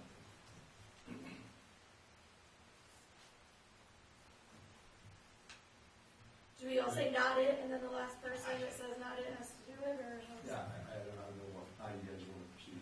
Yeah, we talked before about putting, and I checked on from Carmody, getting some product you lay over the bridge for walking up and down. The lady's talking about slip on it. There, she walks across it regularly each day, and it does get wet, slimy, and sticky, Yeah. you know. So, it needs some kind of a surface here. Like that black, like scratchy, like sandpaper. Yeah. Non-skid. Yeah. I think my recommendation would be to consult with somebody on what would make it meet, OSHA guidelines or ADA guidelines, or I think we've kind of went under the radar with inspections. The county comes by and inspects for our handicaps and dangerous situations with the offices, and then the utility building down there, and then you gotta have this. And I'm pretty sure it's not gonna meet any codes, so I think we should consult with somebody that say, this is what you would need to bring it to code. Who on the rack? Well, the town of Dayton is supposedly responsible for that railroad footbridge overpass. Okay. Because when I called them, I said, hey, can you guys do something to, they're like, no, that's your problem. So they're not gonna lose their minds though if we do repair it. Well, a few years ago, the railroad came and blocked it off and said, if we have no objections, we're going to tear this bridge down. The town objected. They didn't tear it down.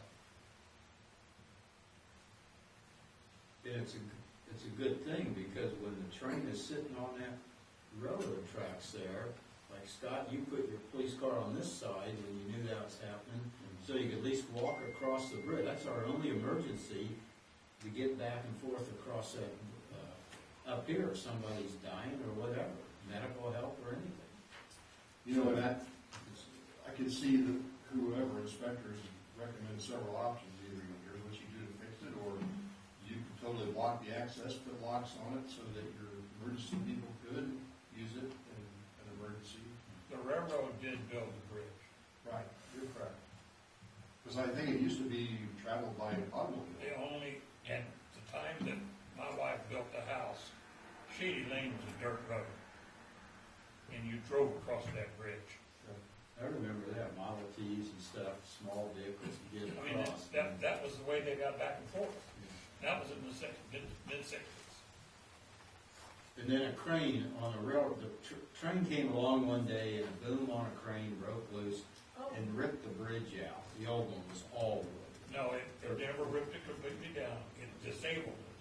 Okay. And they had to walk, the kids had to walk down and up the other side. But then my wife knew somebody or contacted the railroad and they repaired it. And as it is today. You put a lot of steel in it.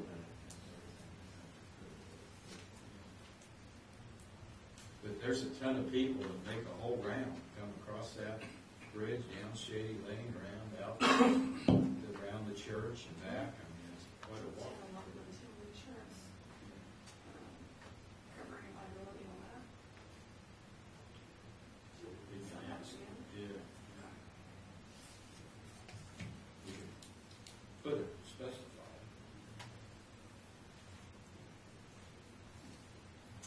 Yeah, there's many times I've seen the kids, you know, I hear them out there, I love it. They're on the outside of the bridge, sitting on the beams. I call the marshal, you know. I'm not gonna go up there and tell them how to get off, but that's what, you know.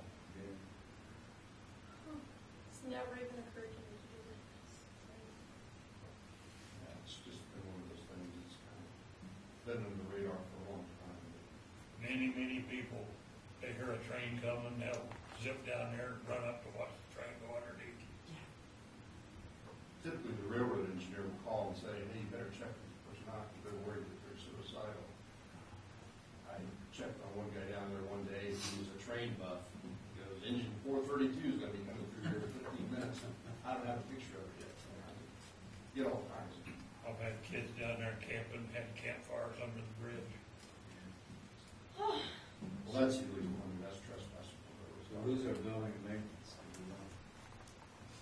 Mark, look into this stuff? I don't think he can, he's got enough to do. No, not that Mark, that Mark. I gotta wonder if it belongs to, who it belongs to. It doesn't belong to the town. Yeah, How does it belong to the town? and why aren't they worried about being liable?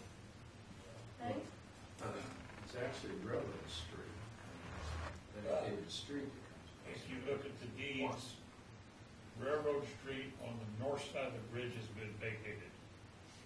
It has not been vacated on the south side of the bridge. Because in the past, on the north side, when somebody parks there, we always, the people around there call and have it. Somebody tried to get it moved. That's interesting.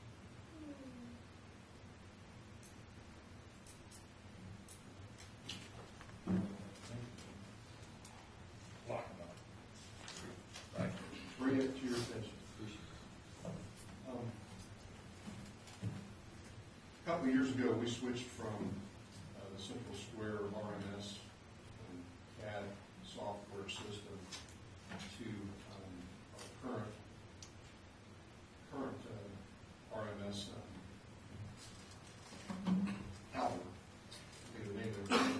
And previously, we'd been paying a yearly maintenance fee of $1,600 in licensing fees included with that. And when we switched over to the new RMS, at that time, I had requested that the contract be terminated because we weren't using them anymore. And they have continued to bill for 2 years, but we haven't paid them. And finally, a month ago, I was able to get them to discontinue the billing cycle, and they were actually going to research to see if they could give us any refund. I don't think that's going to happen because we stopped paying, so I don't really think we're owed anything for a month or so at that, at the most. But I just wanted to report to the board that finally got terminated. The positive of that is through the new system, the county granted access to all of the towns that were involved with that, some which hadn't been on previously were added to it, and they're not charging the city yearly fees for our local licensing terminals, so that's a positive thing. So the switchover is basically saving $1,600 a year. I don't know if that'll happen forever, but so far, they're not requesting any of the towns pay for the terminal agreements. Just wanted to update you on that. It's been concerning because I keep getting this bill every month. They're wanting fees, and I email back each time while I requested. But finally, they acknowledged that this had taken place, and they terminated it. surplus property I wanted to talk about is down in my garage, the police department garage. We have a bunch of large Christmas decorations and wreaths. They've been there ever since I've been here. I don't know how long before that. That's 8+ years. The problem is it's getting to be a pest nuisance. Last year we had some kind of groundhog, possum or something, crawl up into this big menagerie of Christmas decorations and died. Ew. And we do get a little bit of backed up sewer gas when the drains dry out. We want to keep them filled. And between not knowing if it was that or something else, by the time we had to do some research to determine where that smell was coming from. It was way too late, and it was pretty disgusting. So we had to pull everything out and find it and scoop it up and get it out.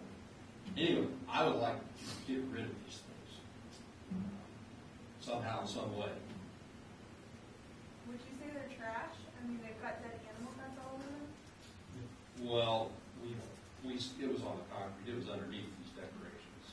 So, But does the smell just permeate at that? Listen, we got those years ago. They're too big for our poles and stuff, but we got them years ago from down in Brownsburg, I think. And I think all of those decorations cost us $200. I went down and picked them up and everything. So they don't have a value though, correct? I mean, is it safe to say that not me. They, they're probably valueless at this point? well, they ought to be given, a lot of towns that you see on the website, they hand them to other towns, Yeah. whoever could use them. Yeah. They've so got great value. I mean, each one probably costs you $1,500 Sure, as a new one. sure. But To us, to us though, I mean, if we were to like try and sell them, we probably would not be able to do that. We might be able to give them away. yeah. So we should do that. That's what I'm saying. Right, they take a lot of room up there too. We're not gonna be able to sell them. So they won't fit in the trash can though? Right? No, there's 5 feet tall. Yeah, 5, 6 foot. There was some money for a town that wants to match them and wants the old fashioned ones and all that, but. Find us a we town we can pawn them off on, because there's not an easy way to sell them. could- Yeah. What else is down there besides giant trees? A lot of bicycles and stuff. I've only got a couple of bicycles. I'm going to get rid of those. You want some more? No, that's it. Those things are creating a nice habitat for critters. I mean, Yeah. I'd like to see them. We can put it. Yeah, website, just frozen, but once, Yeah, come get them. come get it. Yeah, if they have no value, then we Okay. could do I it. think you guys have to vote on it. Well, not if they don't have any value, right? I mean, it's technically only surplus property if we can really sell it. I mean, if it's valuable thing for us, we're fine. We can do a motion and vote on it. That would, Make a motion to get rid of the ginormous trees in the bottom of the police There's station. their wreaths. Oh, I'm sorry, they're wreaths. Wreaths and decorations. Wreaths and Christmas decorations, and all the animals currently living in them. Second. Okay, there's been a motion made by myself and seconded by Stan to dispose of these wreaths and decorations, hopefully by giving them a new home at a nice other town, and we can go visit them. Is there any discussion? How do you vote, Mark? Yes. Stan? Yes. Ron? Yes. Carla? Yes. And I vote yes. Next, I had we talked about a little bit of budget in the previous meeting that we had, and I asked when we get time to bring that up, and you said tonight. So some considerations I would ask for you to think of, to account for as you're looking at that for next year, is a potential for raising our part-time rate from $27 to $30 an hour. The second would be to look into the insurance stipend and raise it to $500 from $350 a month for full-time employees. And the last one, which I'd kind of like to discuss tonight, because I think we can put it in effect right now. Currently, our full-time deputy marshal, we've been instructed to not have any overtime. And we've been flexing our time I would ask you to approve based on the following. Over the past 2 years, we've probably had, and this is a rough estimate, over 130 shifts that have gone uncovered due to sickness, injury, resignation, or just officers calling out. And that equates to around 1,040 hours, which equates to over $28,000 in budgeted salary that we haven't used. So it would make more sense to me that if our full-time deputy is willing to work and to pay him overtime for some of these hours that he's working over, if he would rather have that instead of flex time. Now, he makes approximately $21 an hour. So his overtime rate would be around $31 an hour. In comparison, for all these shifts that we would have paid out had the officers worked, or been available, would have been $27 an hour. So in my mind, we're way money ahead than what we would be on salaries had those officers worked. So why not offer it to a full-time guy? We're there. And to extrapolate on that a little bit more, allow him, if he wanted the opportunity to pick up some hours when somebody had call off on a Saturday or Sunday, work the shift or work half the shift, be allowed to do that. And keeping in mind that with our PTO time, we get approximately a holiday a month, and with your pay time off, vacation, or whatever, you have to work an actual so many hours before you get into time and a half. So say that number is 160 hours for a 28-day pay period. Some of those hours that he may work over would be paid at a straight time overtime rate and not even get into time and a half. That's confused anybody, but that's my request at this time to consider letting him work over. Okay, I have thoughts. So those uncovered shifts are super unfortunate, and I don't know if that just means we need a better part-time crew or what, but that does seem like a lot of uncovered shifts. But when we say uncovered shifts, Dayton is not uncovered. Like, we're not just without police coverage, we do have the county. So it's not like if we don't have a guy here in Dayton that, like, if somebody breaks into your house, they're just gonna be like, hi, I'm so sorry Marshall Taylor's not back till tomorrow morning, because somebody will respond. As far as overtime for Evan, his offer letter that we gave him specifically said that overtime will be avoided at all costs, and it will be flex time. So I feel like that was already set. And overtime in general for him, I think, would open kind of a can of worms and just make it even easier for these 130 shifts that were uncovered to be uncovered, because Evan will cover it. So I'm still a no on the overtime, and we need to keep it flex time. And,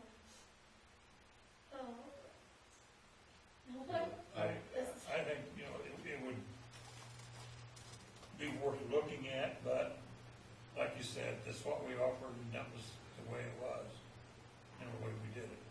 So, Well, this is not coming from Evan, this is coming from me.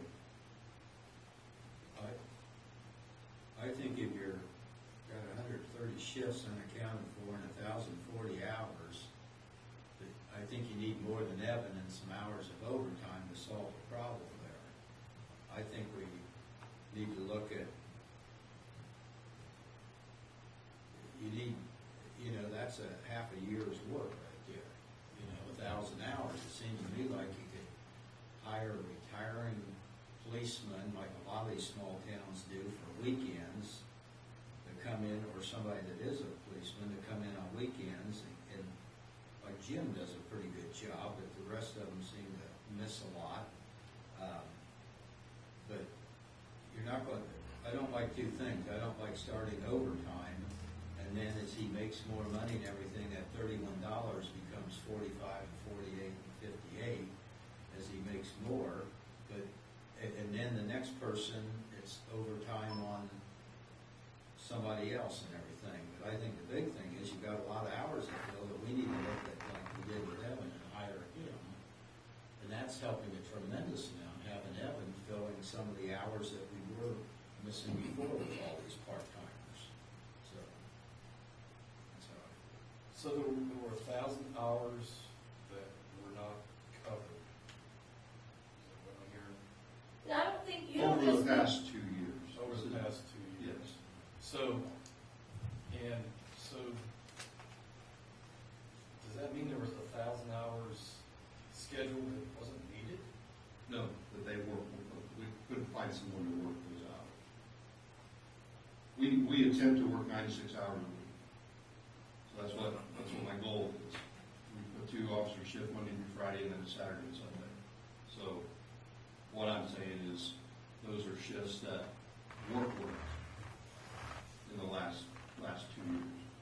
And since hiring Evan, that's dropped way down. Because we were covering 7 days a week with part-time people. Now we have 2 full-time, so that has decreased But we were substantially. covered on the weekends. Pardon? But our coverage on the weekends has It's fine. dropped a lot. It's fine.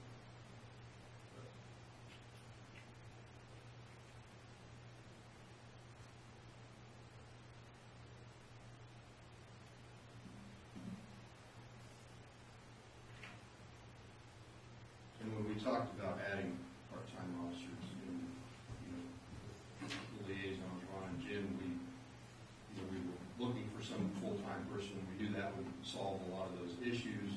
That's why we didn't really try to look at hiring more part-time officers as replacement at that time. And then we had some time period in there where we were in limbo, not knowing what was going to happen with a particular officer in the disciplinary situation. So, I'm not opposed to trying to recruit more part-time officers, but it just seems logical when you have a quality person that's willing to work for it. But it's not going to hurt the budget.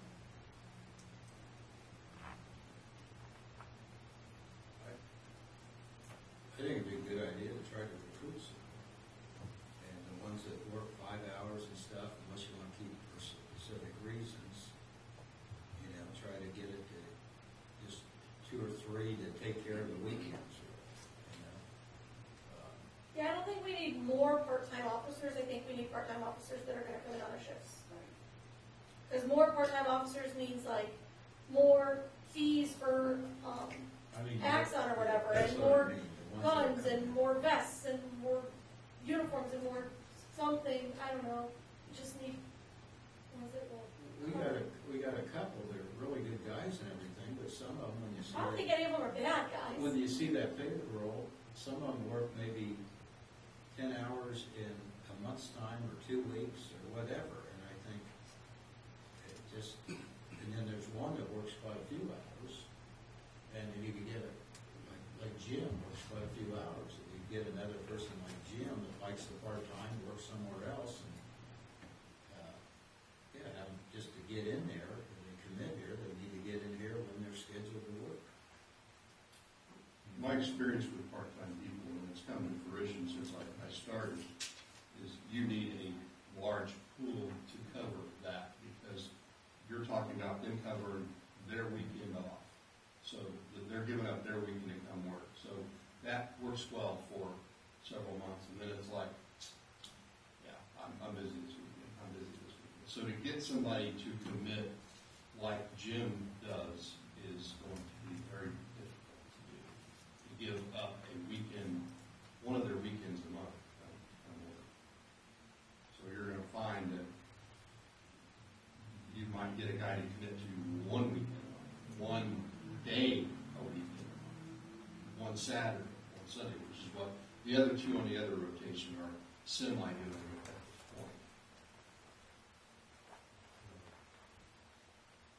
You know, they've committed to one Saturday and one Sunday, and the other one's committed to the other weekend, so that, Well, it must be a different, I just remember all those years, we've been out there 48 years, and all those years, they had 2 full-time guys and then 2 helpers on the weekends. And I don't know how that grew to so many, but those 2 guys used to seem like coming in pretty regular. But but it's a different world now. These guys, when they want part-time work, they can go work at $60 an hour for any multitude of security gigs that they can get. So to me, to attract a full-time officer that works full-time, somebody else come out here and work part-time, that's what I'm kind of competing against.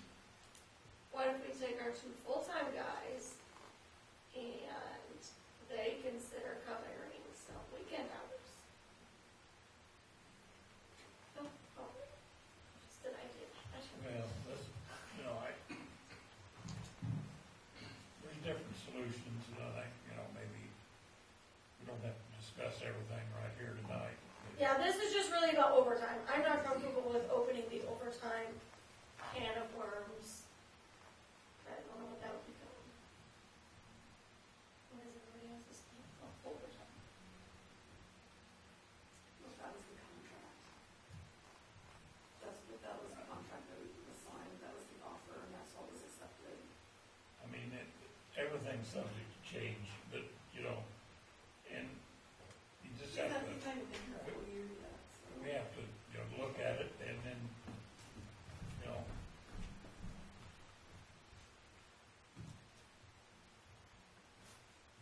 I do appreciate that he's willing. Like, yeah. Jude's a hard worker. Yeah, and it's just something that, you know, when if you go down that road, you have to tweak it and put stipulations in place that, you know, and like I said, Yeah. everything is subject to change. You can, Yeah.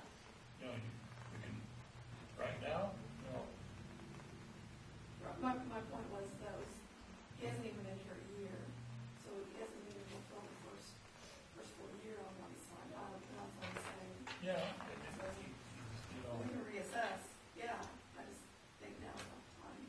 a guy his age is willing to work a lot more than a guy my age, that's for sure. Or, Well, you guys are the same age. well, almost. You're the same age. You know, it's just, so let's ponder and yeah, let's, we think don't have to, alternatives and. we don't have to make a decision right now, we can, like I said, And maybe putting stipulations on it would help. But this argument about finding people, we talked for years and years and years, and some members for quite a few years wanted another full-time person. And finally, you went out and looked for that full-time person, and I think you wanted it too. And it took you a while, it took you a year to find it, but you found it. And we really have, I think you did a good job finding that person and picking Evan. And he seems like a very nice guy that's going to go up in the ranks, and you can just sort of tell some of the people. And so, but for years, it's all, we compete with Purdue, and we compete with this person, we compete with that person, there's Evan right there. And he was working for the county at the time when we took him. So I do think, especially in a lot of these towns, I just think there's somebody out there that is, if we look a little bit, maybe make an effort for 6 months or a year, and maybe we find somebody, you know? And I do think for small towns, like, we are sitting pretty good, having 2 full-time officers. Oh, yeah. With the county, Yeah. with the interstate and the state police running up and down, you got a lot of police out here, you know? So I'm thinking the overtime is a no for now. Is that the consensus? but like I said, everything's subject to It's change. not a no forever, but it's a no for now. For the moment, yes. Alright. Okay. Would you like me to try to recruit another part-time officer?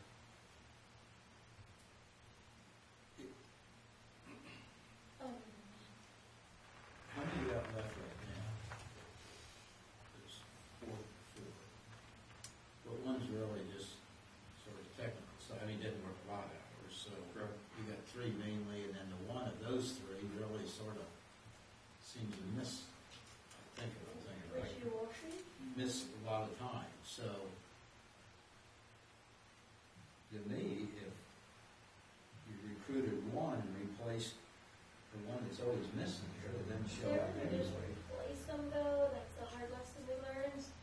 We can't just say, we're done here. Not replace them, but only have them as backup. Supplement them? Supplement. You know, these guys go in spurts. He's worked several shifts this past month. That would have gone uncovered. I mean, volunteered, but he wasn't scheduled. Yeah. So, unless we have disciplinary reasons, I don't want to get rid of anybody. But like I said, the bigger pool, the easier it makes it.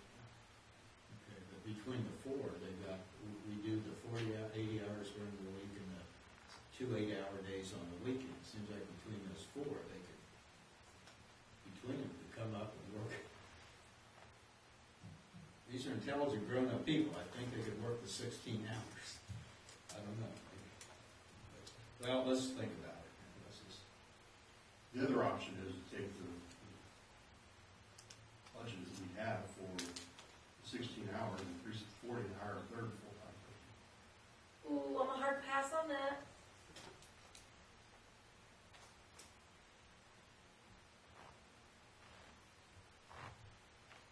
Do we have all the stuff in place for another part-time guy? All this stuff. Like, are we down enough guys that you're not gonna have to get like another, not subscription, another, All the accessories. like access, like, what's the word? Like, we pay for so many guys. No, come on, read my mind here, Body Scott. cameras? Yeah, like access to like, Accessories. not archives, no, but like, not, I don't mean equipment, I mean like, we have to pay for these people, can we replace them? Like, when we pay at the beginning of the year and you say like, I have Scott and Evan and Jim and so-and-so, and then like, who's so-and-so, can you be like, oh no, we still actually do have that many guys, it's just a new name? Okay, let's we use have- charades, I'll stop using words now, all the and back me out. accessories and We everything. have the firearms, we have the body cams, we have the tasers, so it's Okay. just the uniform. And we have facilities, we have, Okay, We just don't So have parts- this rare with thing. the facilities we have, I could run a 6-man department out of there easily. And so I'd be fine if you wanted to put your feelers out for another part-time guy, and if you just wanted to find another gym guy, that would be. Yeah. Although Jim is the one that actually we have to spend money on training and stuff, so. Yeah, okay. But he's here, I mean, when, He's down worth that road, it. he's all around, you know, on that weekend, he's nuts. he's a part-time guy. He has his days he calls off. Oh, yeah, I know. Like Saturday. He'd rather Don't work take the him day. off our pedestal. He's a good Sunday guy. Well, for the most part. His name doesn't seem to pop up as often. Well, let's see what we can do. Okay, I think there was a public comment about this, yes? No, just stretching, people are tired, okay. All right, did you have anything else? Yes, Yes. I would like the council to consider placing an order for a 2023 squad car. We currently have a 2015 with 77,000 miles on it, which doesn't seem like a lot of miles, but it has over 13,000 engine miles. And I've been told that equates to the equivalent of a normal car driving over 300,000 miles. So it's 7 years old. 2018 has 35,000 miles on it and 4,700 hours on the engine. We spent over $4,000 in repair on the 2015 this year. What really concerned me this year was when the 2015 was in a shop for 2 weeks. That was a long period to go with, if we were one breakdown away from not having a police car. And I don't know what the options would have been at that point if 2 cars were in the shop. You go undercover in Mark's truck. It can take, months to get a new police car that typically have to be ordered. A further concern was discovered when researching quotes for a new squad.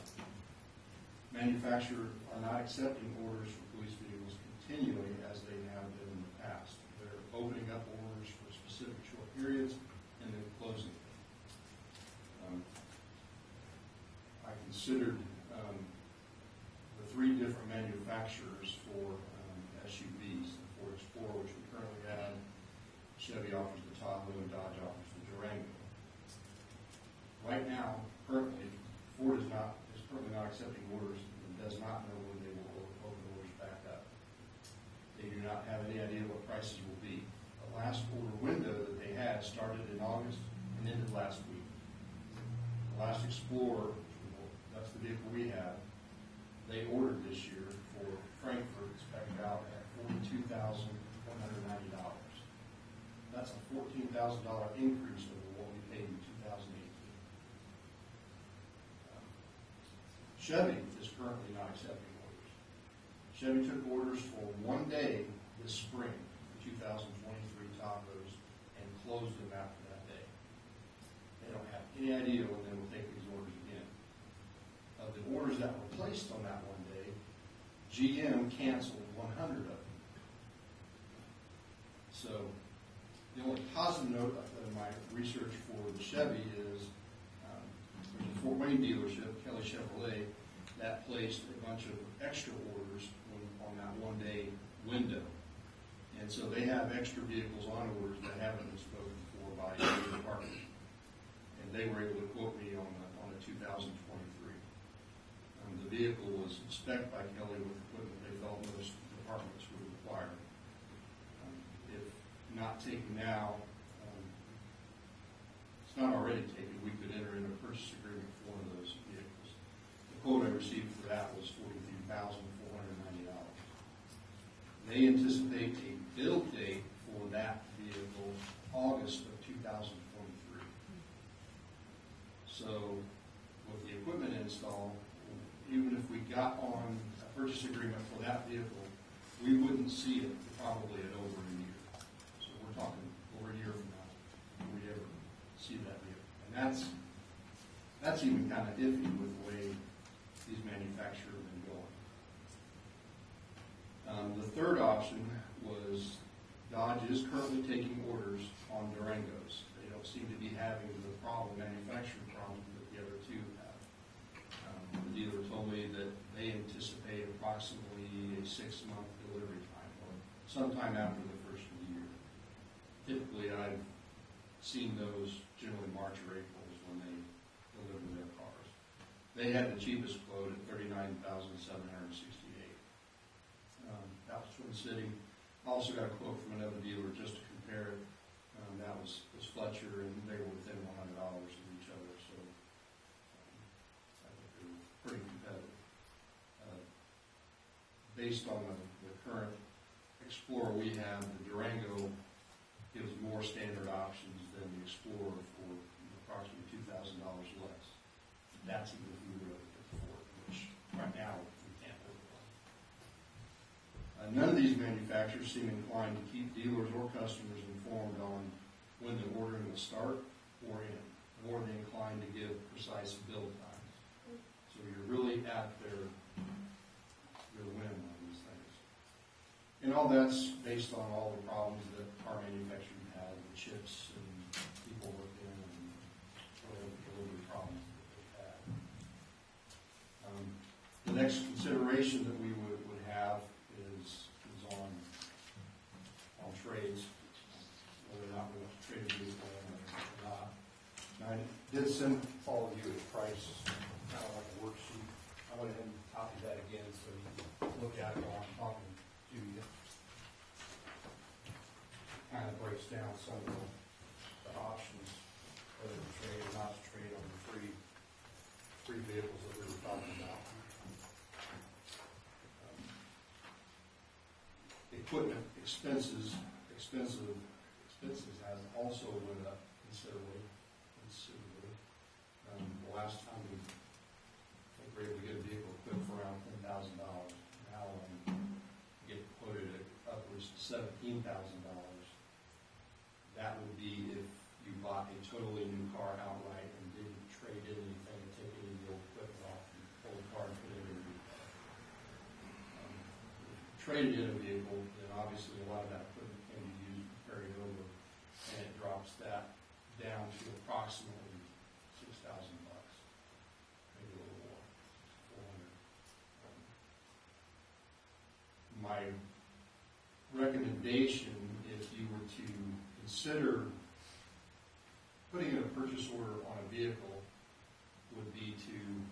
wait too closer to the time of delivery to get an exact quote on equipment cost, because obviously they could go up in that time frame also, 6 months to a year. The same way with the trade-in value.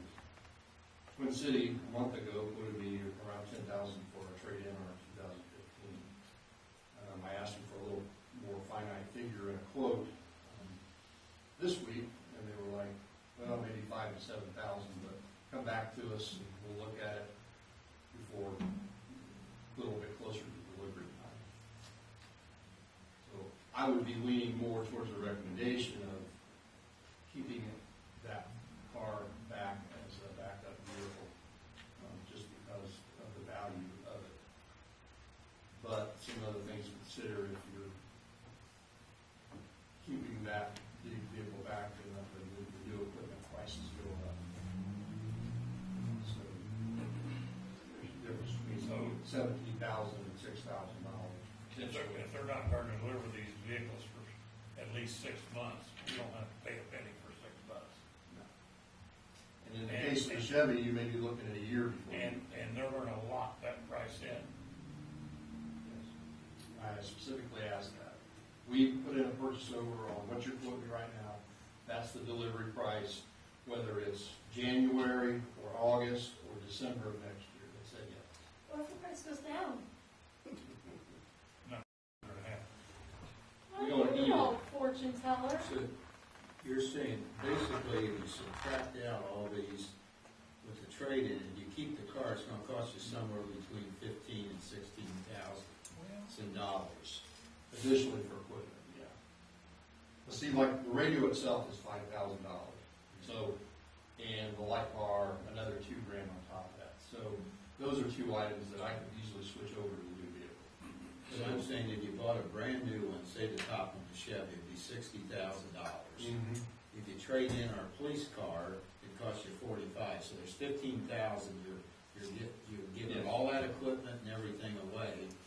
If you kept the car for $15,000, it just seems to me like, why not keep it for a backup? Even if you keep it unlicensed, or just put it in the garage for a while and start it once in a while, just in case of emergency. But And what I was considering doing if we kept the car is taking the radio, since it's so expensive, out of that, and having that as a backup, and it's not preferable, but just using our portable radios.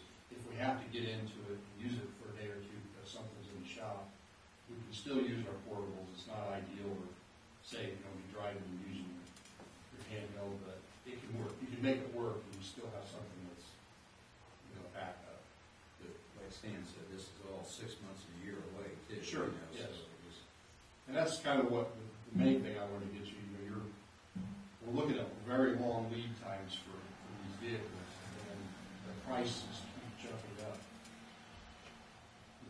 Yearly, it seems like they found that they can stick it through, so they're doing it. But that's industry-wide. Car prices have jumped, and inflation is going up, so that's pretty much everything. It wouldn't have seemed like last year they jumped up Ford told me $7,000. So between the 2 years, they didn't jump up $13,000 in 1 year. That was over a 2 or 3 year time period. I mean, looking at this, it's something, I guess we gotta put it in the budget at some time to try to keep our equipment up. I mean, nobody wants to spend the money, the town don't wanna spend the money, but if we're gonna have a police force, you have to have something to drive. They have stuff to drive. Right now, they're not without vehicles. They can use my bicycle. They have two very nice vehicles. The other thing I wanted to hit upon, me and Mr. Burmeister were talking about electric options just briefly one evening. And right now, police vehicle-wise, Dodge and Chevy don't have an electric option out there. Ford has a hybrid option, and the hybrid vehicle is actually their standard vehicle. You have to delete it to get a cheaper price, and it's about $5,000 over what this $42,000 price was.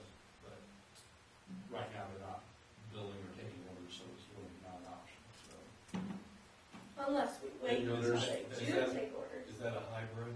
yes, it's a hybrid. there's no total electric. Ford's coming out with a truck at some point that nobody knows what it'll cost, when it'll be available, or even if they're offering a police package or not. Probably eventually they will, but Well, another thing we gotta think about too is that last year when we talked about these, we talked about replacing the pickup down there that does snow plowing and a police car sometime in the future. You got two vehicles. I don't wanna do both at the same time. No, I know. That's why I'm just bringing it up so everybody thinks about it, that you got a 96 pickup down there that doesn't have a lot of mileage. It's probably 30,000 miles or something, Mark, right? But it gets all winter long. Slam, slam, slam, slam. And that's another thing, that when you got a big snowstorm, there is no way we can, that pickup breaks were, bad shape. I'm just saying for everybody here, we gotta think if we're budgeting in this I stuff. mean, I guess to me, it's looking at the budget and seeing what the town can afford. Yeah. I mean, that's what everybody has to do, You have to figure out, can the town afford it? Are there any grants or anything available for any of this?